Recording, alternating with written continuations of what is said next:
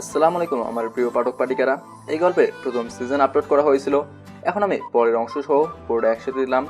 আমি time mention করে দিয়েছি, যারা অলরেডি শুনে ফেলেছো তারা একটু কাট করে শুনে নিও, আর যারা এখনো শোনো নাই তারা পুরোটাই শুনে নিও। তো চলো গল্পটা শুরু করা যাক। সকালবেলার মিষ্টি রোদটা মিমদের ড্রয়িং রুমে এসে পড়েছে। আঙ্কেল মিমের আব্বু খবরের কাগজটা হাতে নিয়ে বসে আছেন, কিন্তু ওনার মনটা পড়ে আছে অন্য কোথাও। 6টা বছর কেটে গেছে, কিন্তু এই বাড়িটা থেকে মিমের স্মৃতি যেন একটু ম্লান হয়নি। ঠিক তখনই মিমের আম্মু রান্নাঘর থেকে বেরিয়ে এসে অস্থির গলায় বললেন, কি গো, তোমার ছেলে কই গেছে? সেই যে ফজরের নামাজের জন্য বের হয়ে গেল, এখনো তো আসলো না। শরীরটাও তো তেমন ভালো না ওর। আঙ্কেল খবরের কাগজটা নামিয়ে রেখে একটা দীর্ঘশ্বাস ছাড়লেন। ওনার চোখে মুখে এক গভীর বিষণ্ণতা। তিনি ধীর গলায় বললেন, কই আর যাবে, নিশ্চয় মিমের কবরের পাশে যাচ্ছে। প্রতিদিনের মতো আজকে হয়তো মিমের সাথে নিজের যমনের সব কথা বলতে গেছে। আঙ্কেল আন্টি দুজনেই জানেন আবির এখন বাইরে থেকে সুস্থ মনে হলেও তার মনটা মিমের কবরের ওখানেই পড়ে থাকে। মিমের মা বাবার কাছে এখন আবিরই তাদের নিজের সন্তান। আমি কবরের পাশে এক দৃষ্টে তাকিয়ে বসে আছি। কবরের ঘাসের ওপর হাত বুলিয়ে শান্ত গলায় বললাম, কেমন আছো মিম? কালকে না আসার জন্য সরি, প্লিজ রাগ করো না। একটা ইন্টারভিউ দিতে গেছিলাম, ওনারা বললো ইমেল করে দিবে। চারপাশে কবরের নীরবতা, শুধু বাতাসের শব্দ। মনের কল্পনাতেই যেন অনুভব করলাম মিম আমার পাশে দাঁড়িয়ে, সে আগের মতো ঝাড়ি দিচ্ছে। তা ইন্টারভিউ ঠিক মতো দিচ্ছ তো নাকি? দেখো, সন্দেহ করবে না, ভালো মতোই দিছি। সেটা আমার ভালো মতো জানা আছে। এখন বাড়ি যাও, আম্মু তোমার জন্য চিন্তা করছে। না, আর একটু থাকি প্লিজ। হঠাৎ করে মিম যেন হাসতে হাসতে বাতাসের সাথে মিলিয়ে গেল। আমি এক দৃষ্টিতে মিমের মিলিয়ে যাওয়া জায়গাটায় তাকিয়ে রইলাম। চোখের কোণে পানি জমছে কিনা জানি না, কিন্তু বুকটা বড্ড ফাঁকা লাগছে। ঠিক সেই মুহূর্তে কারো হাতের স্পর্শ পেয়ে আমি চমকে উঠলাম। তাকে দেখে আঙ্কেল, মানে মিমের আব্বু, আমার পাশে দাঁড়িয়ে আছেন। ওনার চোখে মুখে অনেক মায়া আর চিন্তা। আবির, অনেকক্ষণ হলো রে বাবা, আর কতক্ষণ বসে থাকবে এখানে? চল বাবা, বাড়ি চল। তোর মা রান্নাঘরে কাজ ফেলে বারবার জানালার কাছে গিয়ে দাঁড়াচ্ছে। তুই আসছিস না দেখেও অনেক চিন্তা করছে। এমনিতেই তোর শরীরটা আগের মতো না, চল এবার ফিরে যাই। আমি উঠে দাঁড়ালাম। আঙ্কেলের দিকে তাকিয়ে মনে হলো মিম নেই, কিন্তু মিমের বাবা মা আমাকে যেভাবে আগলে রেখেছেন তাতে আমার নিজেকে আর এতিম মনে হয় না। জি আব্বু, চলো। আঙ্কেলের মনে হয় কান্না করে দেবে, কারণ এই 6 বছরে তাকে আজকে আব্বু ডাকলাম। আমি আব্বুর হাতটা শক্ত করে ধরলাম। ওনার হাতটা কাঁপছিল। আমরা দুজন নীরবে বাড়ির দিকে হাঁটতে লাগলাম। কলিজার ভেতরটা আজ হালকা লাগছে। মনে হচ্ছে মিম ওপর থেকে দেখে খুব খুশি হয়েছে। বাসা ঢোকার সাথে সাথেই আম্মু ড্রয়িং রুমের দরজা আগলে রাখালেন। ওনার মুখটা চিন্তায় শুকনো ছিল, কিন্তু আমাদের দেখে যেন ধরে প্রাণ আসলো। ওমা, এতক্ষণ লাগে আসতে তোদের?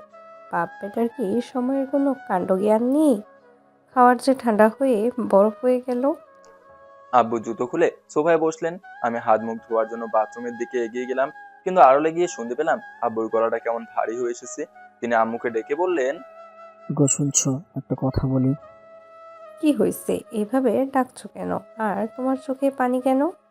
আজকে জানো কি হয়েছে? আবির আজকে আমাকে আব্বু বলে ডাকছে। মিম চলে যাওয়ার পর গত 6 বছরও ও আজকে প্রথমবার আমাকে আব্বু বলে ডাকলো।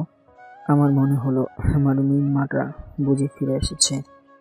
এক মুহূর্তে নীরবতা। তাকে দেখে আম্মু দরজার কোনায় দাঁড়িয়ে আঁচলে মুখ চেপে ধরে ডুকরে কেঁদে উঠলেন। ওনার সেই কান্নাটা দুঃখে না, বরং দীর্ঘ প্রতীক্ষার পর এক পরম শান্তির কান্না। পুরো বাড়িটাতে আজ যেন এক নতুন প্রাণের ছোঁয়া লাগলো। আমি বাথরুমে আয়নার সামনে দাঁড়িয়ে নিজের চোখের পানি মুছলাম। মনে মনে বললাম, মিম, তুমি চলে গিয়ে আমাকে একা করে যাওনি, বরং একটা বড় পরিবার দিয়ে গেছো। দোয়া করো আমি যেন ওনাদের কোনোদিন কষ্ট না দেই। ঠিক সেই সময় পকেটে থাকা ফোনটা টুং করে বেজে উঠলো। স্ক্রিনটা জ্বালিয়ে দেখি একটা নতুন ইমেল এসেছে। ইমেলের নোটিফিকেশনটা আসতেই আমি ফোনটা হাতে নিলাম, কিন্তু হঠাৎ চোখের সামনে 6 বছর আগে সেই বিভীষিকাময় দিনটা ভেসে উঠলো। আমার মস্তিষ্কটা যেন আমাকে বর্তমানে থাকতে দিচ্ছে না, টেনে নিয়ে যাচ্ছে অতীতে। ফ্ল্যাশব্যাক। 6 বছর আগে। চারপাশে মানুষের ভিড়, মিমের নিথর দেহটা সাদা কাফনে মোড়ানো। আমি পাথরের মতো দাঁড়িয়ে দেখছিলাম সব। বিশ্বাসই হচ্ছিল না যে মেয়েটা কিছুক্ষণ আগে আমার সাথে কথা বলছিল সে এখন চিরতরে কথা বলা বন্ধ করে দিয়েছে। খাটিয়াটা যখন কবরের পাশে নেওয়া হলো আমি আর নিজেকে সামলাতে পারলাম না। কবরের সেই অন্ধকার গর্তটার দিকে তাকিয়ে আমার বুক ফেটে চিৎকার আসছিল।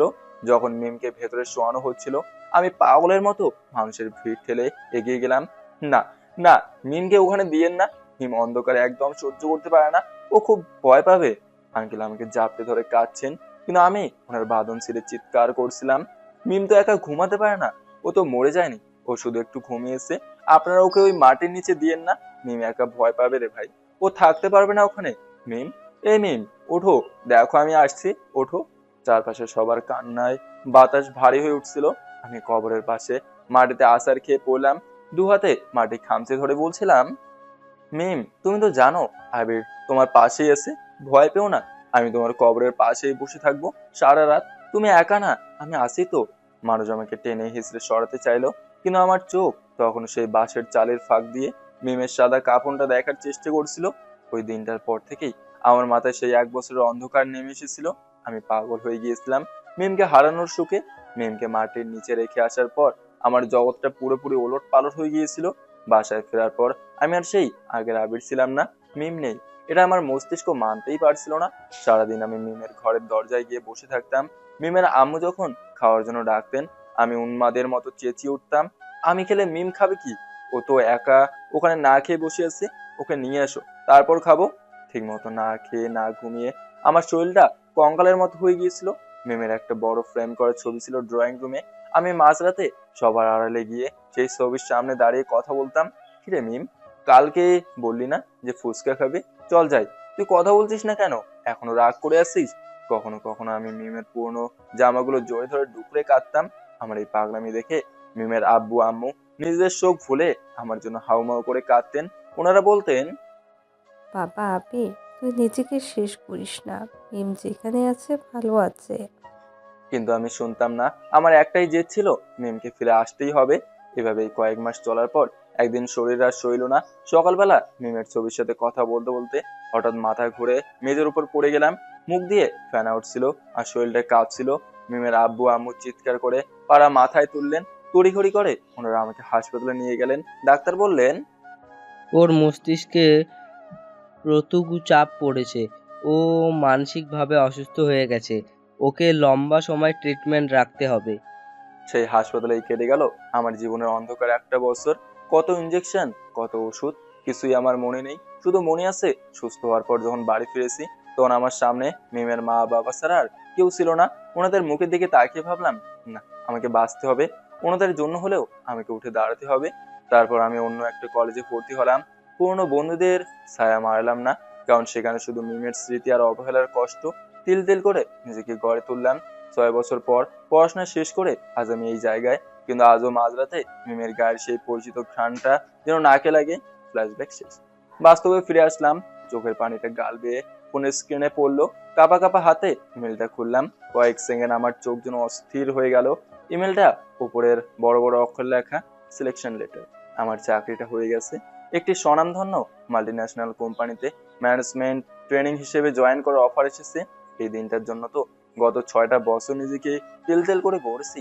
পড়াশোনা শেষ করার সাথে সাথেই এমন একটা খবর মনে হলো মিম ওপর থেকে আমার জন্য দোয়া পাঠিয়েছে। আমি বাথরুম থেকে বেরিয়ে সোজা ড্রয়িং রুমে গেলাম। আম্মু তখনও দরজার কোনায় দাঁড়িয়ে চোখ মুছছিলেন। আমি ওনার সামনে গিয়ে হাসি মুখে ফোনটা ধরলাম।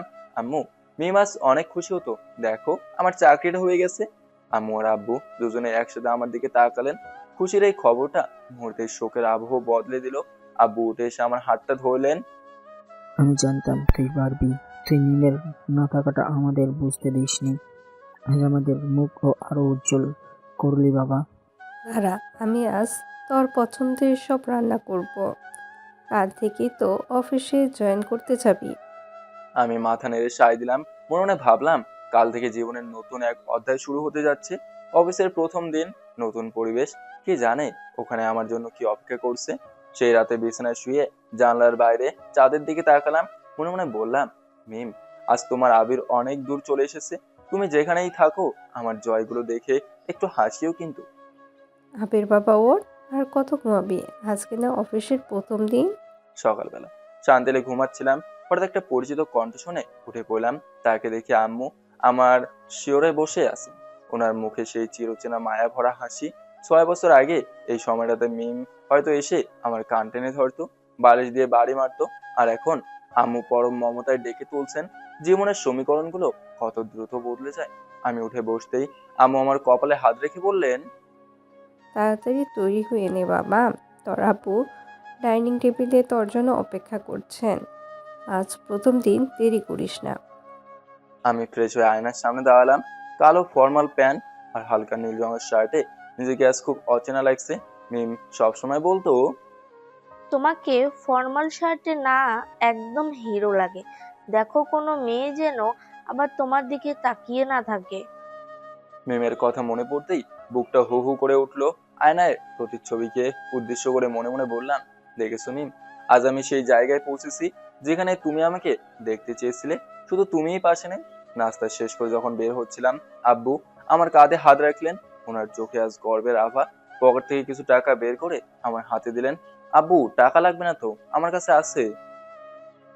রাখ বাবা, প্রথম দিন অফিসে যাচ্ছিস, সাথে কিছু রাখিস আর সাবধানে যাস। অফিসের বিশাল কাছের বিল্ডিংটার সামনে যখন পৌঁছলাম, তখন ঘড়ির কাঁটায় কাঁটায় 9টা। গেটে আইডি কার্ড দেখিয়ে ভেতরে ঢুকতেই এসির ঠান্ডা বাতাস আমাকে শুয়ে গেল। রিসেপশন গিয়ে নাম বলতেই মেয়েটা হেসে বলল, ও মিস্টার আবির, আপনি সোজা গিয়ে বাম পাশে দ্বিতীয় কেবিনে ঢুকুন। ম্যানেজার স্যার আপনার জন্য ওয়েট করছেন। বুকটা তখন দুরু দুরু কাঁপছিল। ভাবছিলাম বস না জানি কেমন হয়। কেবিনের সামনে গিয়ে যখন দরজায় টোকা দিলাম, ভেতর থেকে গম্ভীর গলায় আওয়াজ এলো। Come in. দরজা ঠেলে ভেতরে পা রাখতেই আমার সারা শরীর পাথরের মতো শক্ত হয়ে গেল। চেয়ারে হেলান দিয়ে যে মানুষটা বসে আছে তাকে আমি স্বপ্নেও এখানে আশা করিনি। এ তো সিয়াম। নিজেকে আর কন্ট্রোল করতে পারলাম না। সিয়াম ভাই, কেমন আছিস? আমার চোখে তখন আনন্দ আর পুরনো স্মৃতির জল। আমি ভুলেই গিয়েছিলাম এটা একটা অফিস, আর সিয়াম এখন আমার বস। আমার মনে হচ্ছিল কত বছর পর আমার কোনো আপন মানুষকে খুঁজে পেলাম। কিন্তু সিয়ামের শরীরটা পাথরের মতো শক্ত হয়ে রইলো। সে আমাকে জোরে ধরলো না, বরং 2 হাত দিয়ে আমাকে আলতো করে সরিয়ে দিল। আবির, এটা অফিস, এখানে ভাই ব্রাদার সম্পর্ক চলে না। আর ড্রেস আপ তো ভালোই করেছিস, কিন্তু ম্যানার্স কি এখনো শেখাসনি?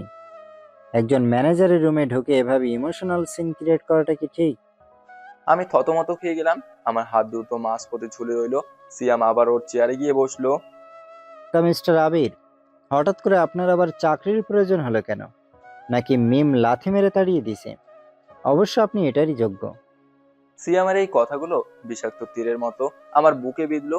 এই মুহূর্তের জন্য মনে হলো চিৎকার করে বলি, সিয়াম, মিম আমাকে তাড়িয়ে দেয়নি, ও পৃথিবী ছেড়েই চলে গেছে।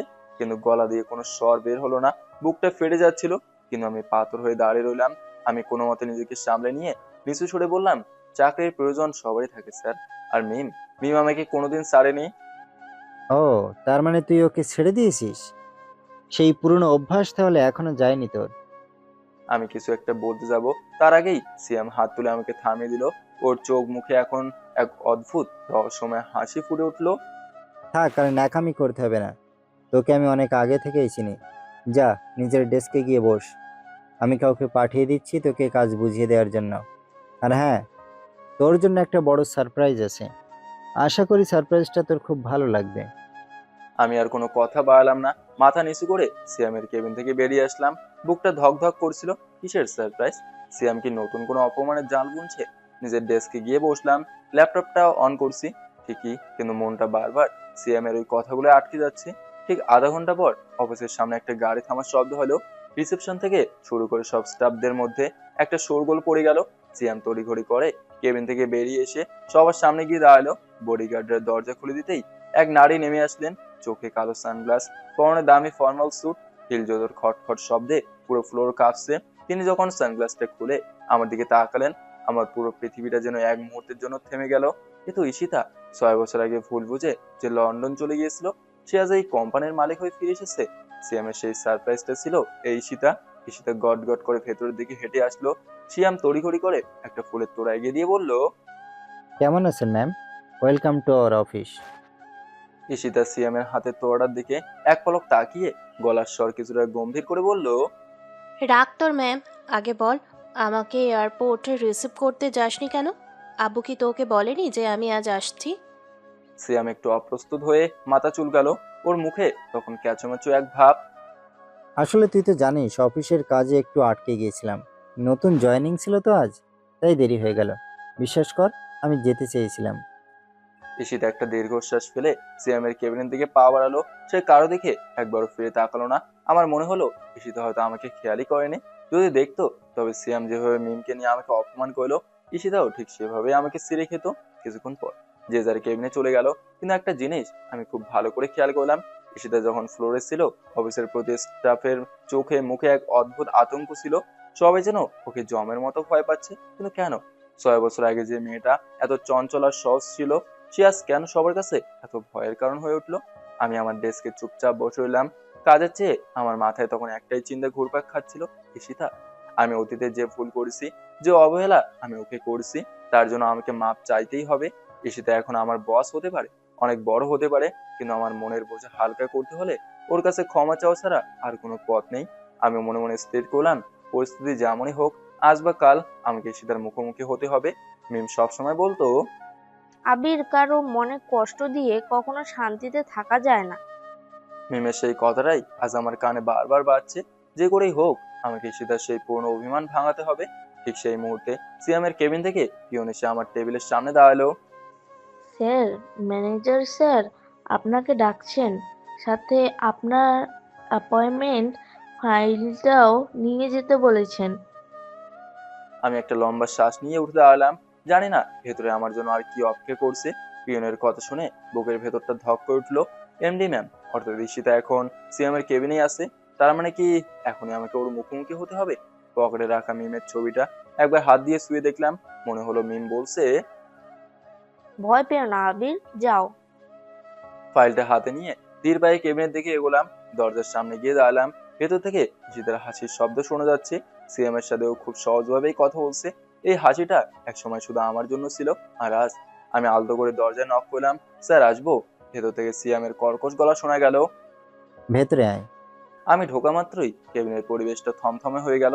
ঈশিতা যখন সোফায় বসে কফির কাপে চুমুক দিচ্ছিল, আমি ভেতরে ঢুকতেই কয়েকবার মাথা তুলে আমার দিকে তাকালো। ও সেই তীক্ষ্ণের চাহনি যেন আমার শরীর ভেদ করে চলে যাচ্ছে। কিন্তু অবাক করার বিষয় হলো, ওর চোখে কোনো রাগ নেই, আছে কেবল একরাশ অবজ্ঞা। ম্যাম, এই হলো আমাদের নতুন রিক্রুট মিস্টার আবির। ফাইলে আপনার একটা সাইন লাগবে, আর ওনাকে ওনার কাজের দায়িত্বটা বুঝিয়ে দিতে হবে। ঈশিতা কফির কাপটা টেবিলে রাখলো, তারপর উঠে এসে আমার একদম সামনে দাঁড়ালো। ওর গায়ে সেই চেনা পারফিউমের ঘ্রাণে আমার মাথায় ঝিমঝিম করে উঠলো। 6 বছর আগের কত স্মৃতি যে একসাথে ভিড় করলো। সিয়াম, তুই একে কাজে দায়িত্ব দিবি? এ তো কাজ করার চেয়ে নাটক করতে বেশি পারদর্শী। 6 বছর আগে যেমন মাঝপথে সব ফেলে উধাও হয়ে যাওয়ার রেকর্ড আছে ওর, এখনো যে তেমন কিছু করবে না তার গ্যারান্টি কি? ঈশিতা, আমি আসলে ওই দিনের জন্য কথাটা শেষ করতে পারলাম না। ঈশিতা হাত তুলে আমাকে থামিয়ে দিল। Shut up. অফিসে আমি তোমার ম্যাম, নাম ধরে ডাকার সাহস যেন দ্বিতীয়বার না হয়। আর শোন সিয়াম, একে আমার পার্সোনাল অ্যাসিস্ট্যান্ট হিসেবে কাজ দে। আমি দেখতে চাই 6 বছরে ও কতটা মানুষ হয়েছে, নাকি এখনো সেই মিমের আঁচল ধরেই পড়ে আছে। সিয়াম পাশে দাঁড়িয়ে দাঁত বের করে হাসছে। ও জানে ঈশিতার বিয়ে হওয়া মানে আগুনের উপর দিয়ে হাঁটা। কিন্তু আমি সিয়ামের কাছ থেকে এটা আশা করি নাই। ঈশিতা না হলেও পর, কিন্তু সিয়াম আর আমি তো একসাথে বড় হয়েছি। কি আর করা, সব ভাগ্যের লিখন। ঠিক আছে ম্যাম। আবির, শুনলি তো? এখন থেকে ম্যামের সব শিডিউল তুই মেনটেন করবি। ম্যামের এক চুল অবহেলা মানেই কিন্তু তোর চাকরি শেষ। আমি ফাইলটা টেবিলের উপর রাখলাম। ঈশিতা কলমটা নিয়ে সাইন করতে করতে হঠাৎ বলল, বাই দ্য ওয়ে আবির, তোমার সেই মিম কেমন আছে, নাকি তোমায় তাড়িয়ে দিয়েছে? বলে ওরা হাসিতে ফেটে পড়লো। সিয়াম আর ঈশিতার বিদ্রুপের হাসিতে পুরো কেবিনটা যেন নরক হয়ে উঠেছিল। আর আমার ভেতরটা দুমড়ে মুচড়ে যাচ্ছিল। চিৎকার করে বলতে ইচ্ছে করছিল, তোরা যাকে নিয়ে আজ মজা করছিস সে আর বেঁচে নেই রে। সে কবরের অন্ধকারে শুয়ে আছে। কিন্তু আমার মুখ থেকে কোনো শব্দ বের হলো না। বুকটা যন্ত্রণায় ফেটে যাচ্ছিল। কোনো মতে নিজেকে শক্ত করে বললাম, ম্যাম, আপনাদের হাসি শেষ হয়ে থাকলে এবার কি আমি যেতে পারি? ঈশিতা ওর কুৎসিত হাসিটা থামালো না, উল্টো আরো তাচ্ছিল্য নিয়ে বলল, এত যাই যাই করছো কেন? তোমার মিম কি অন্য কারোর সাথে ভেগে যাচ্ছে? এইবার আর নিজেকে কন্ট্রোল করতে পারলাম না। 6 বছরের জমানো কষ্ট, মিমের মৃত্যু, আর আজ সারাদিনের অপমান, এক নিমেষে মাথায় চড়ে বসলো, হাতটা নিজের অজান্তেই উঠে গেল। ঠাটি একটা থাপ্পড় সজোরে ঈশিতার গালে আমার হাতের 5 আঙ্গুল বসে গেল। পুরো কেবিনটা মুহূর্তের মধ্যে শ্মশানের মতো স্তব্ধ হয়ে গেল। ঈশিতা ওর গাল চেপে ধরে অবিশ্বাসের দৃষ্টিতে তাকিয়ে রইলো। আবির, আমি ওর দিকে রক্ত চক্ষু নিয়ে তাকালাম। আমার কণ্ঠস্বর তখন রাগে কাঁপছে। চুপ, একদম চুপ। কেমন বন্ধু তুই আমার! একসাথে ছোটবেলায় আমরা বড় হয়েছি, আমাদের মতো কত স্মৃতি, কিন্তু তুই আজ আমাকে নিয়ে তামাশা করলি। তারপর ঈশিতার দিকে ফিরে তাকালাম। আমার চোখে তখন জল আর মুখে ঘৃণা। আর ঈশিতা, তোমরা যাকে নিয়ে মজা করছো সে আর পৃথিবীতে নেই। 6 বছর আগেই সে আমাদের সবাইকে ছেড়ে অনেক দূরে চলে গেছে।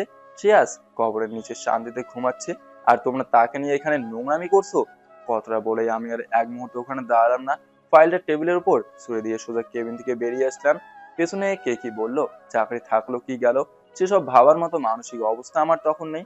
আমি শুধু অনুভব করছিলাম মেয়ের জন্য রাখা আমার হৃৎপিণ্ডটা আজ বিষাক্ত ধোঁয়ায় ভরে গেছে। রাস্তায় কোলাহল, মানুষের ভিড়, কিছুই আমার মাথায় আসছিল না। পা দুটো আমাকে টেনে নিয়ে গেল শহরের এক কোনায়, যেখানে চিরনিদ্রায় শুয়ে আছে আমার মিম। সোজা চলে গেলাম মিমের কবরের পাশে। ধপ করে মাটির উপর বসে পড়লাম। কেমন আছো মিম? আমি ভালো নাই মিম, একদম ভালো নাই। বুকের ভেতর জমে আসা কান্নাটা আর চেপে রাখতে পারলাম না। কবরের মাঠে আঁকড়ে ধরে অজরে কাঁদতে লাগলাম। ওরা অনেক খারাপ মিম, অনেক খারাপ। তুমি যাদের সাথে ভালো ব্যবহার করতে বলছো, আজকে তারাই তোমাকে নিয়ে নোংরা মজা করছে। আমি ওদের কোনোদিন ক্ষমা করবো না, কোনোদিন না। আমার চোখের জলে কবরের পাশের ঘাসগুলো ভিজে যাচ্ছিল। মনে হচ্ছিল মিম যেন ভেতর থেকে বলছে। মিম বলল, আবির শান্ত হও। কিন্তু আজকের এই অপমানের ক্ষত শান্ত হওয়ার মতো নয়। আর ওইদিকে অফিসে সিএম আর ঈশিতা পাথরের মতো দাঁড়িয়ে রইলো। পুরো কেবিনে পিনপতন নীরবতা। ঈশিতা তখনও তার গালে হাত দিয়ে আছে, কিন্তু থাপ্পড়ের যন্ত্রণার চেয়েও মিম আর বেঁচে নেই। এই খবরটা তাকে বেশি বড় ধাক্কা দিয়েছে। সিএম এর মুখটা ফ্যাকাশে হয়ে গেছে। যে মিমকে নিয়ে সে এতক্ষণ আজে বাজে কথা বলছিল, সেই মিম নেই, এটা সে বিশ্বাসই করতে পারছে না। ঈশিতা কাঁপা কাঁপা গলায় শুধু বলল, সিয়াম, ও কি সত্যি বলছে? মিম নেই? সিয়াম কোনো উত্তর দিতে পারলো না। সে শুধু জানলা দিয়ে বাইরের দিকে তাকিয়ে রইলো। ওদের দুই বন্ধুর যে ফুলের পাহাড় আজ মাথা চাড়া দিয়ে উঠছে, সেটা হয়তো কোনো ক্ষমা দিয়েই পূরণ হবে না। সন্ধ্যা হয়ে এলো। মিমের কবরের পাশে কতক্ষণ বসেছিলাম জানি না। আজানের শব্দ শুনে উঠে দাঁড়ালাম। কাছের একটা মসজিদে গিয়ে মাগরিবের নামাজ পড়লাম।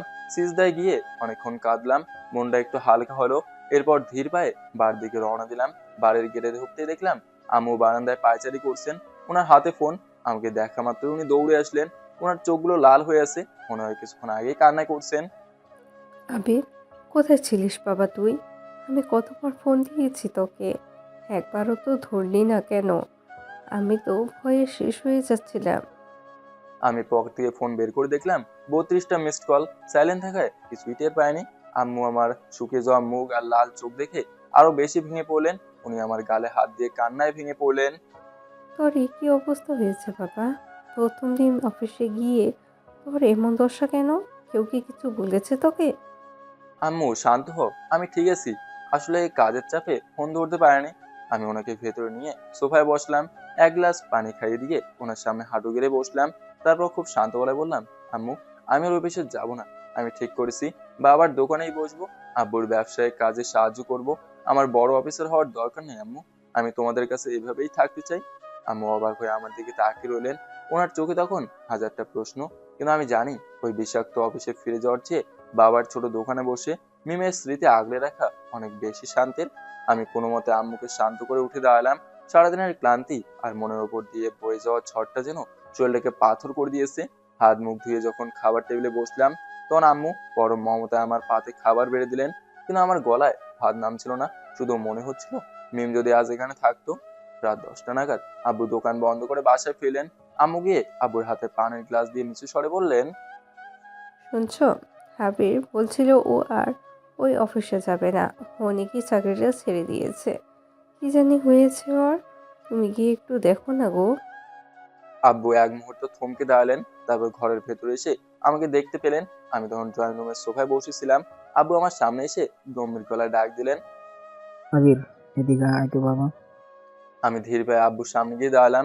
বুকের ভেতরটা তখন কাঁপছিল। ভাবছিলাম আব্বু হয়তো অনেক রাগ করবেন। কত কষ্ট করে চাকরিটা পেয়েছিলাম। আব্বু আমার চোখের দিকে তাকিয়ে শান্ত গলায় জিজ্ঞেস করলেন, কি হয়েছিল রে বাবা? প্রথম দিনই চাকরিটা কেন ছেড়ে দিলি? কেউ কি কিছু বলেছে তোকে? আমি কোনো উত্তর দিতে পারলাম না। মাথা নিচু করে মাটির দিকে তাকিয়ে রইলাম।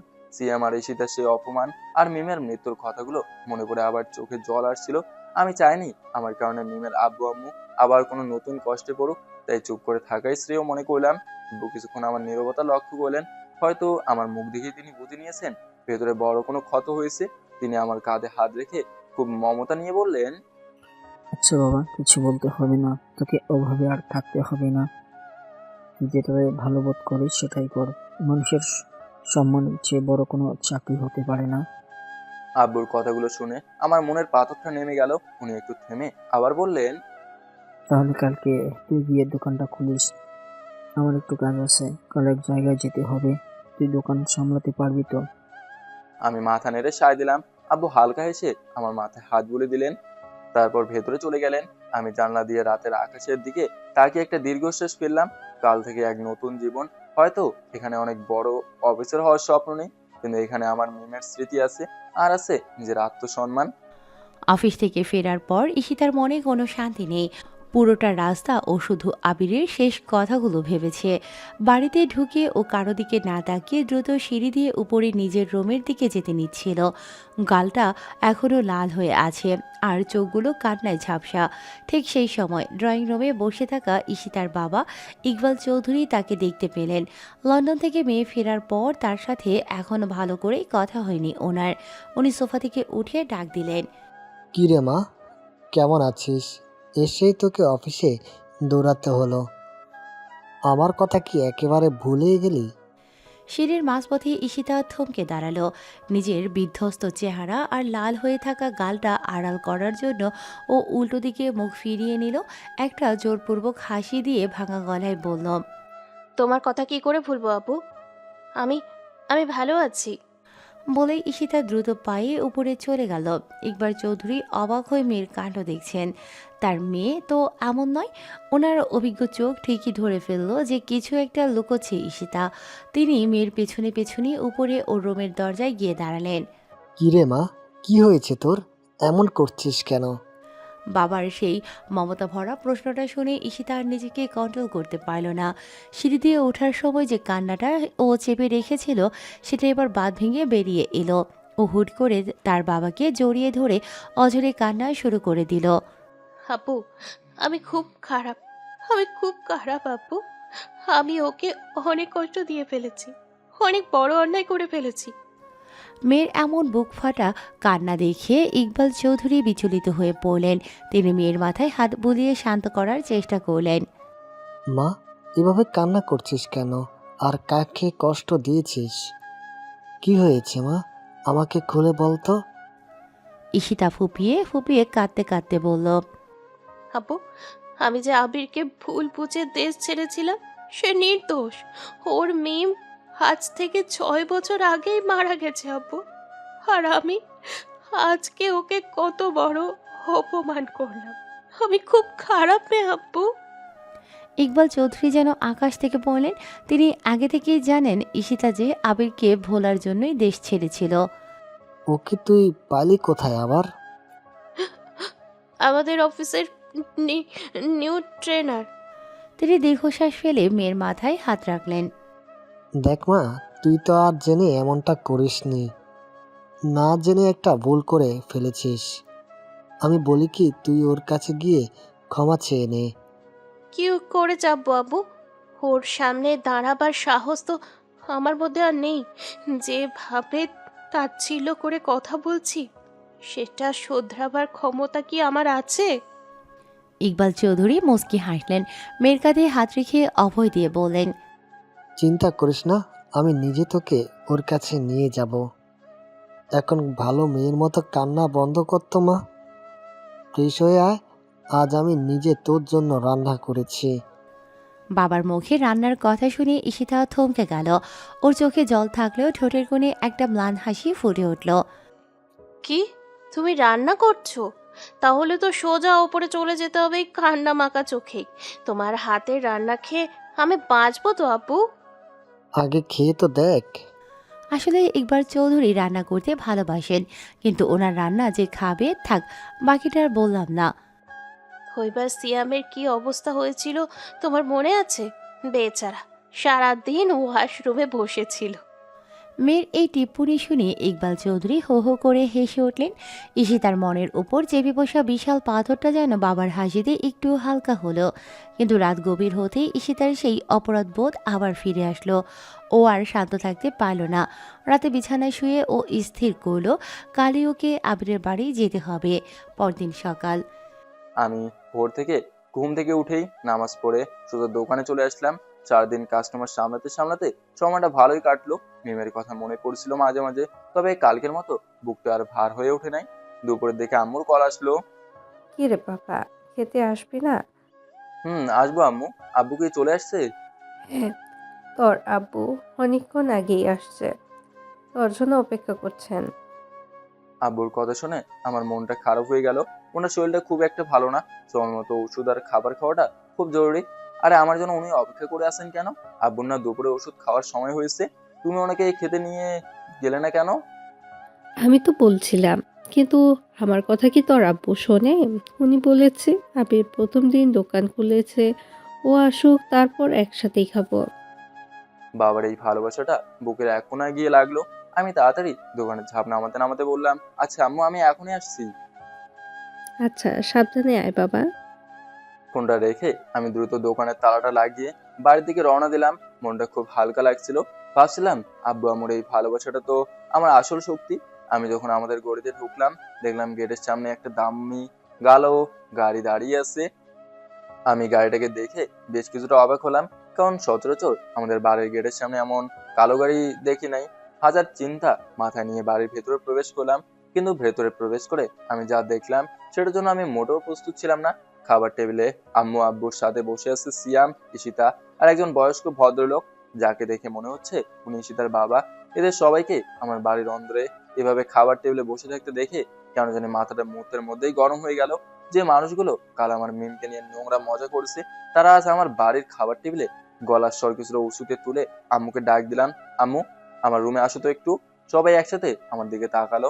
ঈশিতার চোখে অপরাধ বোধ আর সিয়ামের মাথাটা নিচু হয়ে আছে। আমি কোনো সৌজন্য বোধ দেখালাম না। কথাটা বলেই আমি কারো দিকে দ্বিতীয়বার না তাকিয়ে গট গট করে নিজের রুমে চলে গেলাম।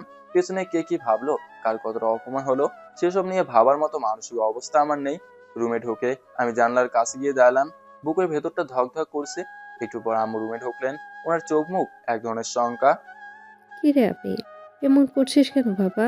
মেহমানরা সামনে বসে আছে, আর তুই ওভাবে? মেহমান? আম্মু তুমি জানো ওরা কারা? তুমি কি জানো কাল অফিসে ওরা আমাকে আর মিমকে নিয়ে কি ধরনের কথা বলেছে? মিমকে যারা অপমান করছে তারা আমার বাড়িতে মেহমান হতে পারে না আম্মু। আম্মু ঠান্ডা ভাবে বলল। আমি সব জানি বাবা। আমি অবাক হয়ে আম্মুর দিকে তাকালাম। আম্মু শান্ত স্বরে বলতে থাকলেন, মেয়েটা কিছুক্ষণ আগে এসে আমার পায়ে ধরে হাউমাউ করে কেঁদেছে। ও নিজের ভুল বুঝতে পেরেছে বাবা। মানুষ তো ভুল করেই, কিন্তু যে নিজের ভুল বুঝতে পেরে ক্ষমা চাইতে আসে তাকে ফিরিয়ে দিতে নেই। অনেক কান্না করেছে মেয়েটা। প্লিজ বাবা, তুই বাহিরে আয়। আমি জানলার গ্রিলটা শক্ত করে ধরলাম। আম্মু যখন এইভাবে বলেন তখন আর কিছু করার থাকে না, কিন্তু মনের ভেতরের ক্ষতটা তো এত সহজে শুকোবার নয়। আমি কোনো কথা না বলে রুম থেকে বেরিয়ে ড্রয়িং রুমে আসলাম। আমাকে দেখা মাত্রই খাবার টেবিল থেকে ঈশিতা হুট করে উঠে আসলো। ওর চোখের পানি যেন থামছেই না। সিয়ামও অপরাধীর মতো দাঁড়িয়ে আছে। কিছু বুঝে ওঠার আগেই ঈশিতা দৌড়ে এসে আমার পা দুটো জড়িয়ে ধরলো। মেঝের উপর হাঁটু গেড়ে বসে ও চিৎকার করে কেঁদে উঠলো। আবির, আমাকে ক্ষমা করে দাও। আমি খুব বড় অপরাধী। আমি মুইমকে নিয়ে যা বলেছি তার জন্য নিজেকে কোনো দিন মাফ করতে পারবো না। আমাকে একবার ক্ষমা করো আবির। আমাকে মাফ না করলে আমি এখান থেকে উঠবো না। আমি পাথরের মতো দাঁড়িয়ে রইলাম। পায়ের উপর ঈশিতার তপ্ত চোখের জল এসে পড়ছে। আমার বুকের ভেতরটা হঠাৎ হু হু করে উঠলো, কিন্তু আমি কিছুতেই নিজেকে নরম হতে দিচ্ছিলাম না। পা ছাড়ুন, এসব নাটক আমার ভালো লাগছে না। আর আপনি এই বাড়িতে কেন? এতক্ষণ চুপ করে থাকলো। এবার সিয়াম কাঁপা কাঁপা গলায় এগিয়ে এলো। ভাই প্লিজ, এইবারের মতো মাফ করে দে। বিশ্বাস কর, আমরা তো কিচ্ছু জানতাম না। জানলে কি আর। ওর কথা শেষ হওয়ার আগেই আমি তাচ্ছিল্য করে হেসে উঠলাম। জানলে বা কি করতি? মজা ছাড়া আর কি বা করতে পারতি তোরা? আচ্ছা বাদ দে এসব। তোর ক্ষমা চাইতে আসছিস তো, যা ক্ষমা করলাম। এবার খেয়ে দিয়ে এই বাড়ি থেকে বের হ। আমার গলার স্বর আর ব্যবহারের রুক্ষতা সীমা ছাড়িয়ে গেছিল। ঠাস ঠাস মুহূর্তের মধ্যে 3-3টে চর আমার গালে এসে পড়লো। আমি স্তব্ধ হয়ে গেলাম। মাথা নিচু করে দেখলাম আব্বুর আগে কাঁপছেন। আবির, এটা কেমন ব্যবহার তোমার? নিজের বন্ধু আর অতিথিদের সাথে কেউ এভাবে কথা বলে? আব্বু আমার দিক থেকে মুখ ফিরিয়ে অপরাধ বোধ নিয়ে ঈশিতার বাবার দিকে তাকালেন। ভাইজান, প্লিজ মাফ করে দিবেন। পরে এই ব্যবহারের জন্য আমি অনেক লজ্জিত। ও আসলে নিজেকে সামলাতে পারছে না। ঈশিতার বাবা ইকবাল চৌধুরী খুব শান্তভাবে আব্বুর কাঁধে হাত রাখলেন। ওনার চোখেও জল। ঈশিতার বাবা বলল, আরে ভাই সমস্যা নেই, ছেলেটা রাগ হয়ে আছে, ওর জায়গায় আমি থাকলেও হয়তো এমনটাই করতাম, আপনি ওকে আর মারবেন না। ঈশিতা তখনও মেঝেতে বসে কাঁদছে। আমার চর খাওয়ার দৃশ্য দেখে ও যেন আরো বেশি ভেঙে পড়লো। ওর ডুকরে কেঁদে উঠে বলল, না আঙ্কেল, ওর কোনো দোষ নেই, সব দোষ আমার। ও তো ঠিকই বলেছে, আমি নাটকের চেয়েও খারাপ কিছু করেছি। আমি গালের জ্বালাটা সহ্য করে এক কোণায় গিয়ে দাঁড়ালাম। আমার চোখ দিয়ে নোনা জল গড়িয়ে পড়ছে। চরের ব্যথার চেয়েও আজ নিজের পরাজয়টা বেশি গায়ে লাগছে। আব্বু গাম্ভীর্য নিয়ে বললেন, আবির, এখন চুপচাপ টেবিলে বসো, সবার সাথে একেবারে খাবার খাবে। এরপর তোমার সাথে কথা আছে, এটা আমার আদেশ। বাবার আদেশের উপর কথা বলার সাধ্য আমার নেই। আমি চুপচাপ মাথা নিচু করে খাবার টেবিলে গিয়ে বসলাম। থালায় খাবার আছে, কিন্তু গলায় আছে কান্নার দলা পাকিয়ে আসছিল। কোনো প্রকার কথা না বলে যান্ত্রিকভাবে তাড়াতাড়ি খেয়ে নিলাম। খাওয়া অবস্থায় অনুভব করলাম ঈশিতা অনেকবার আমার দিকে তাকিয়েছিল। হয়তো আমার গালের সেই লাল দাগটা দেখছিল, কিংবা আমার ভেতরের ঝড়টা বোঝার চেষ্টা করছিল। কিন্তু আমার তাতে কিছুই আসে যায় না। আমার কাছে ও এখন কেবল একজন পাষাণ হৃদয়ের মানুষ ছাড়া আর কেউ নয়।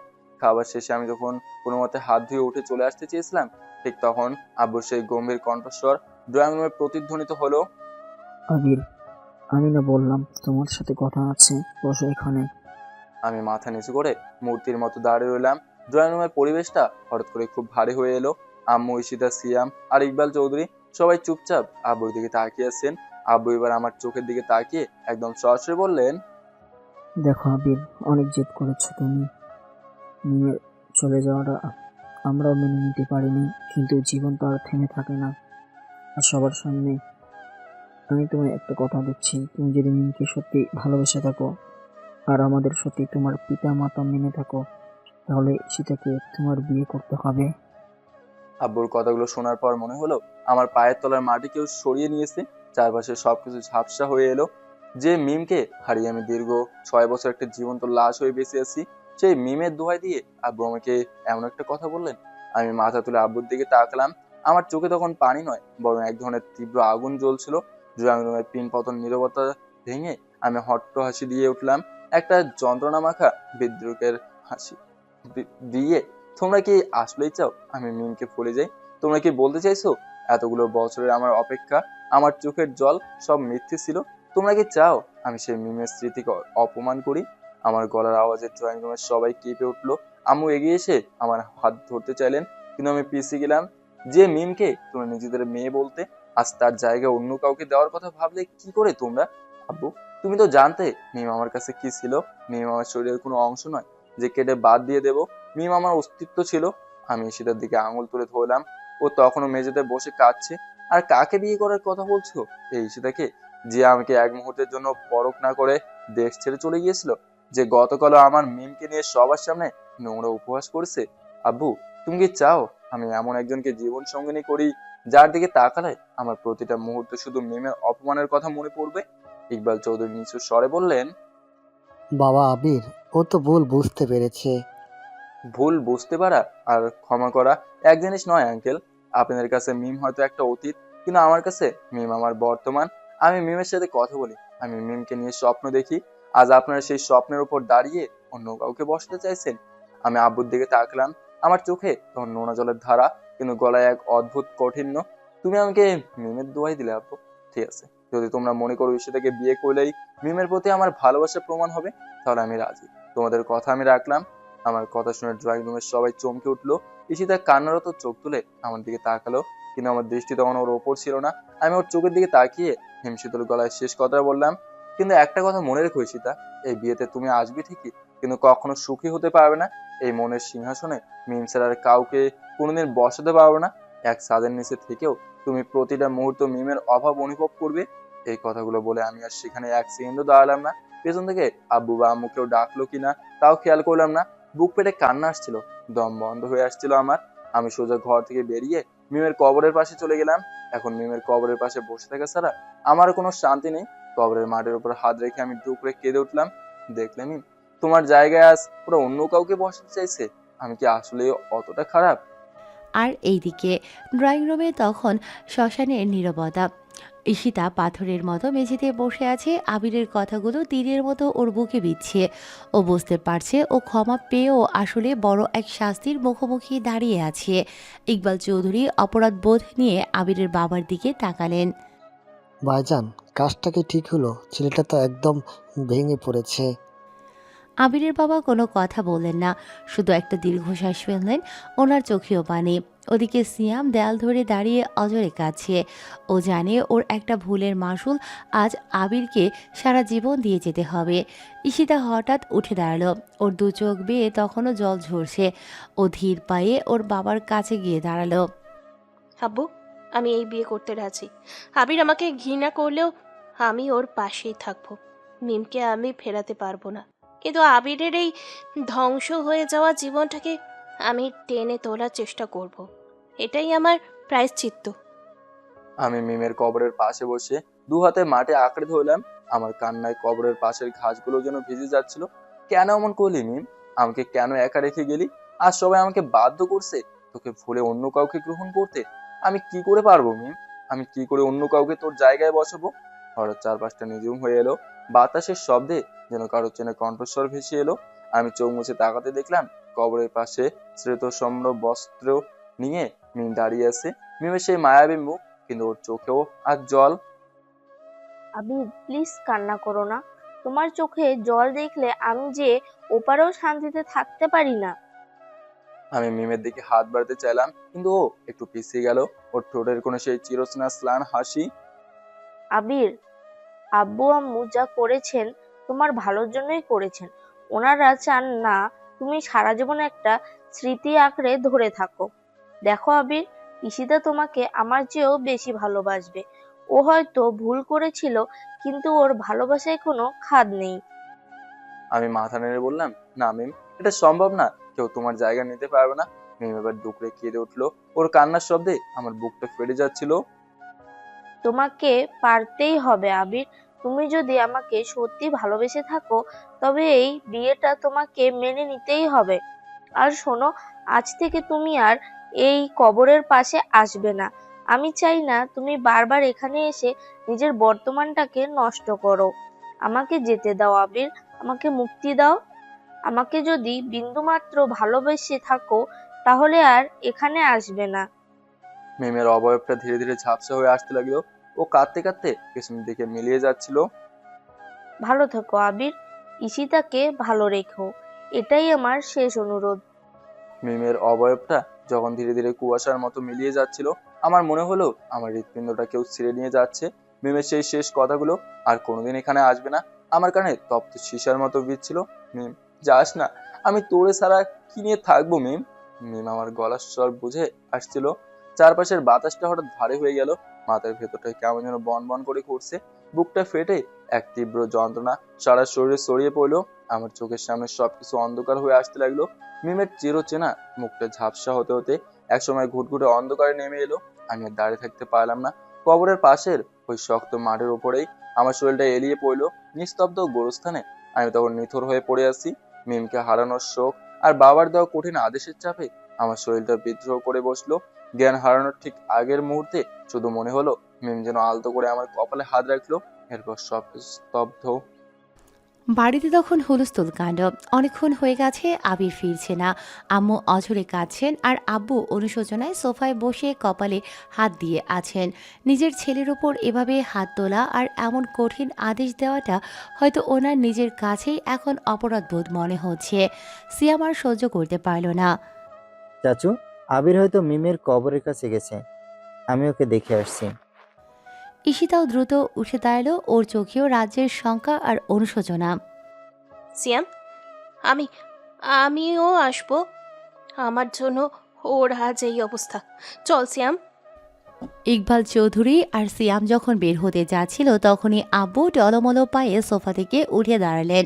ওনার চোখ মুখ লাল হয়ে আছে। দাঁড়াও সিয়াম, আমিও আসছি।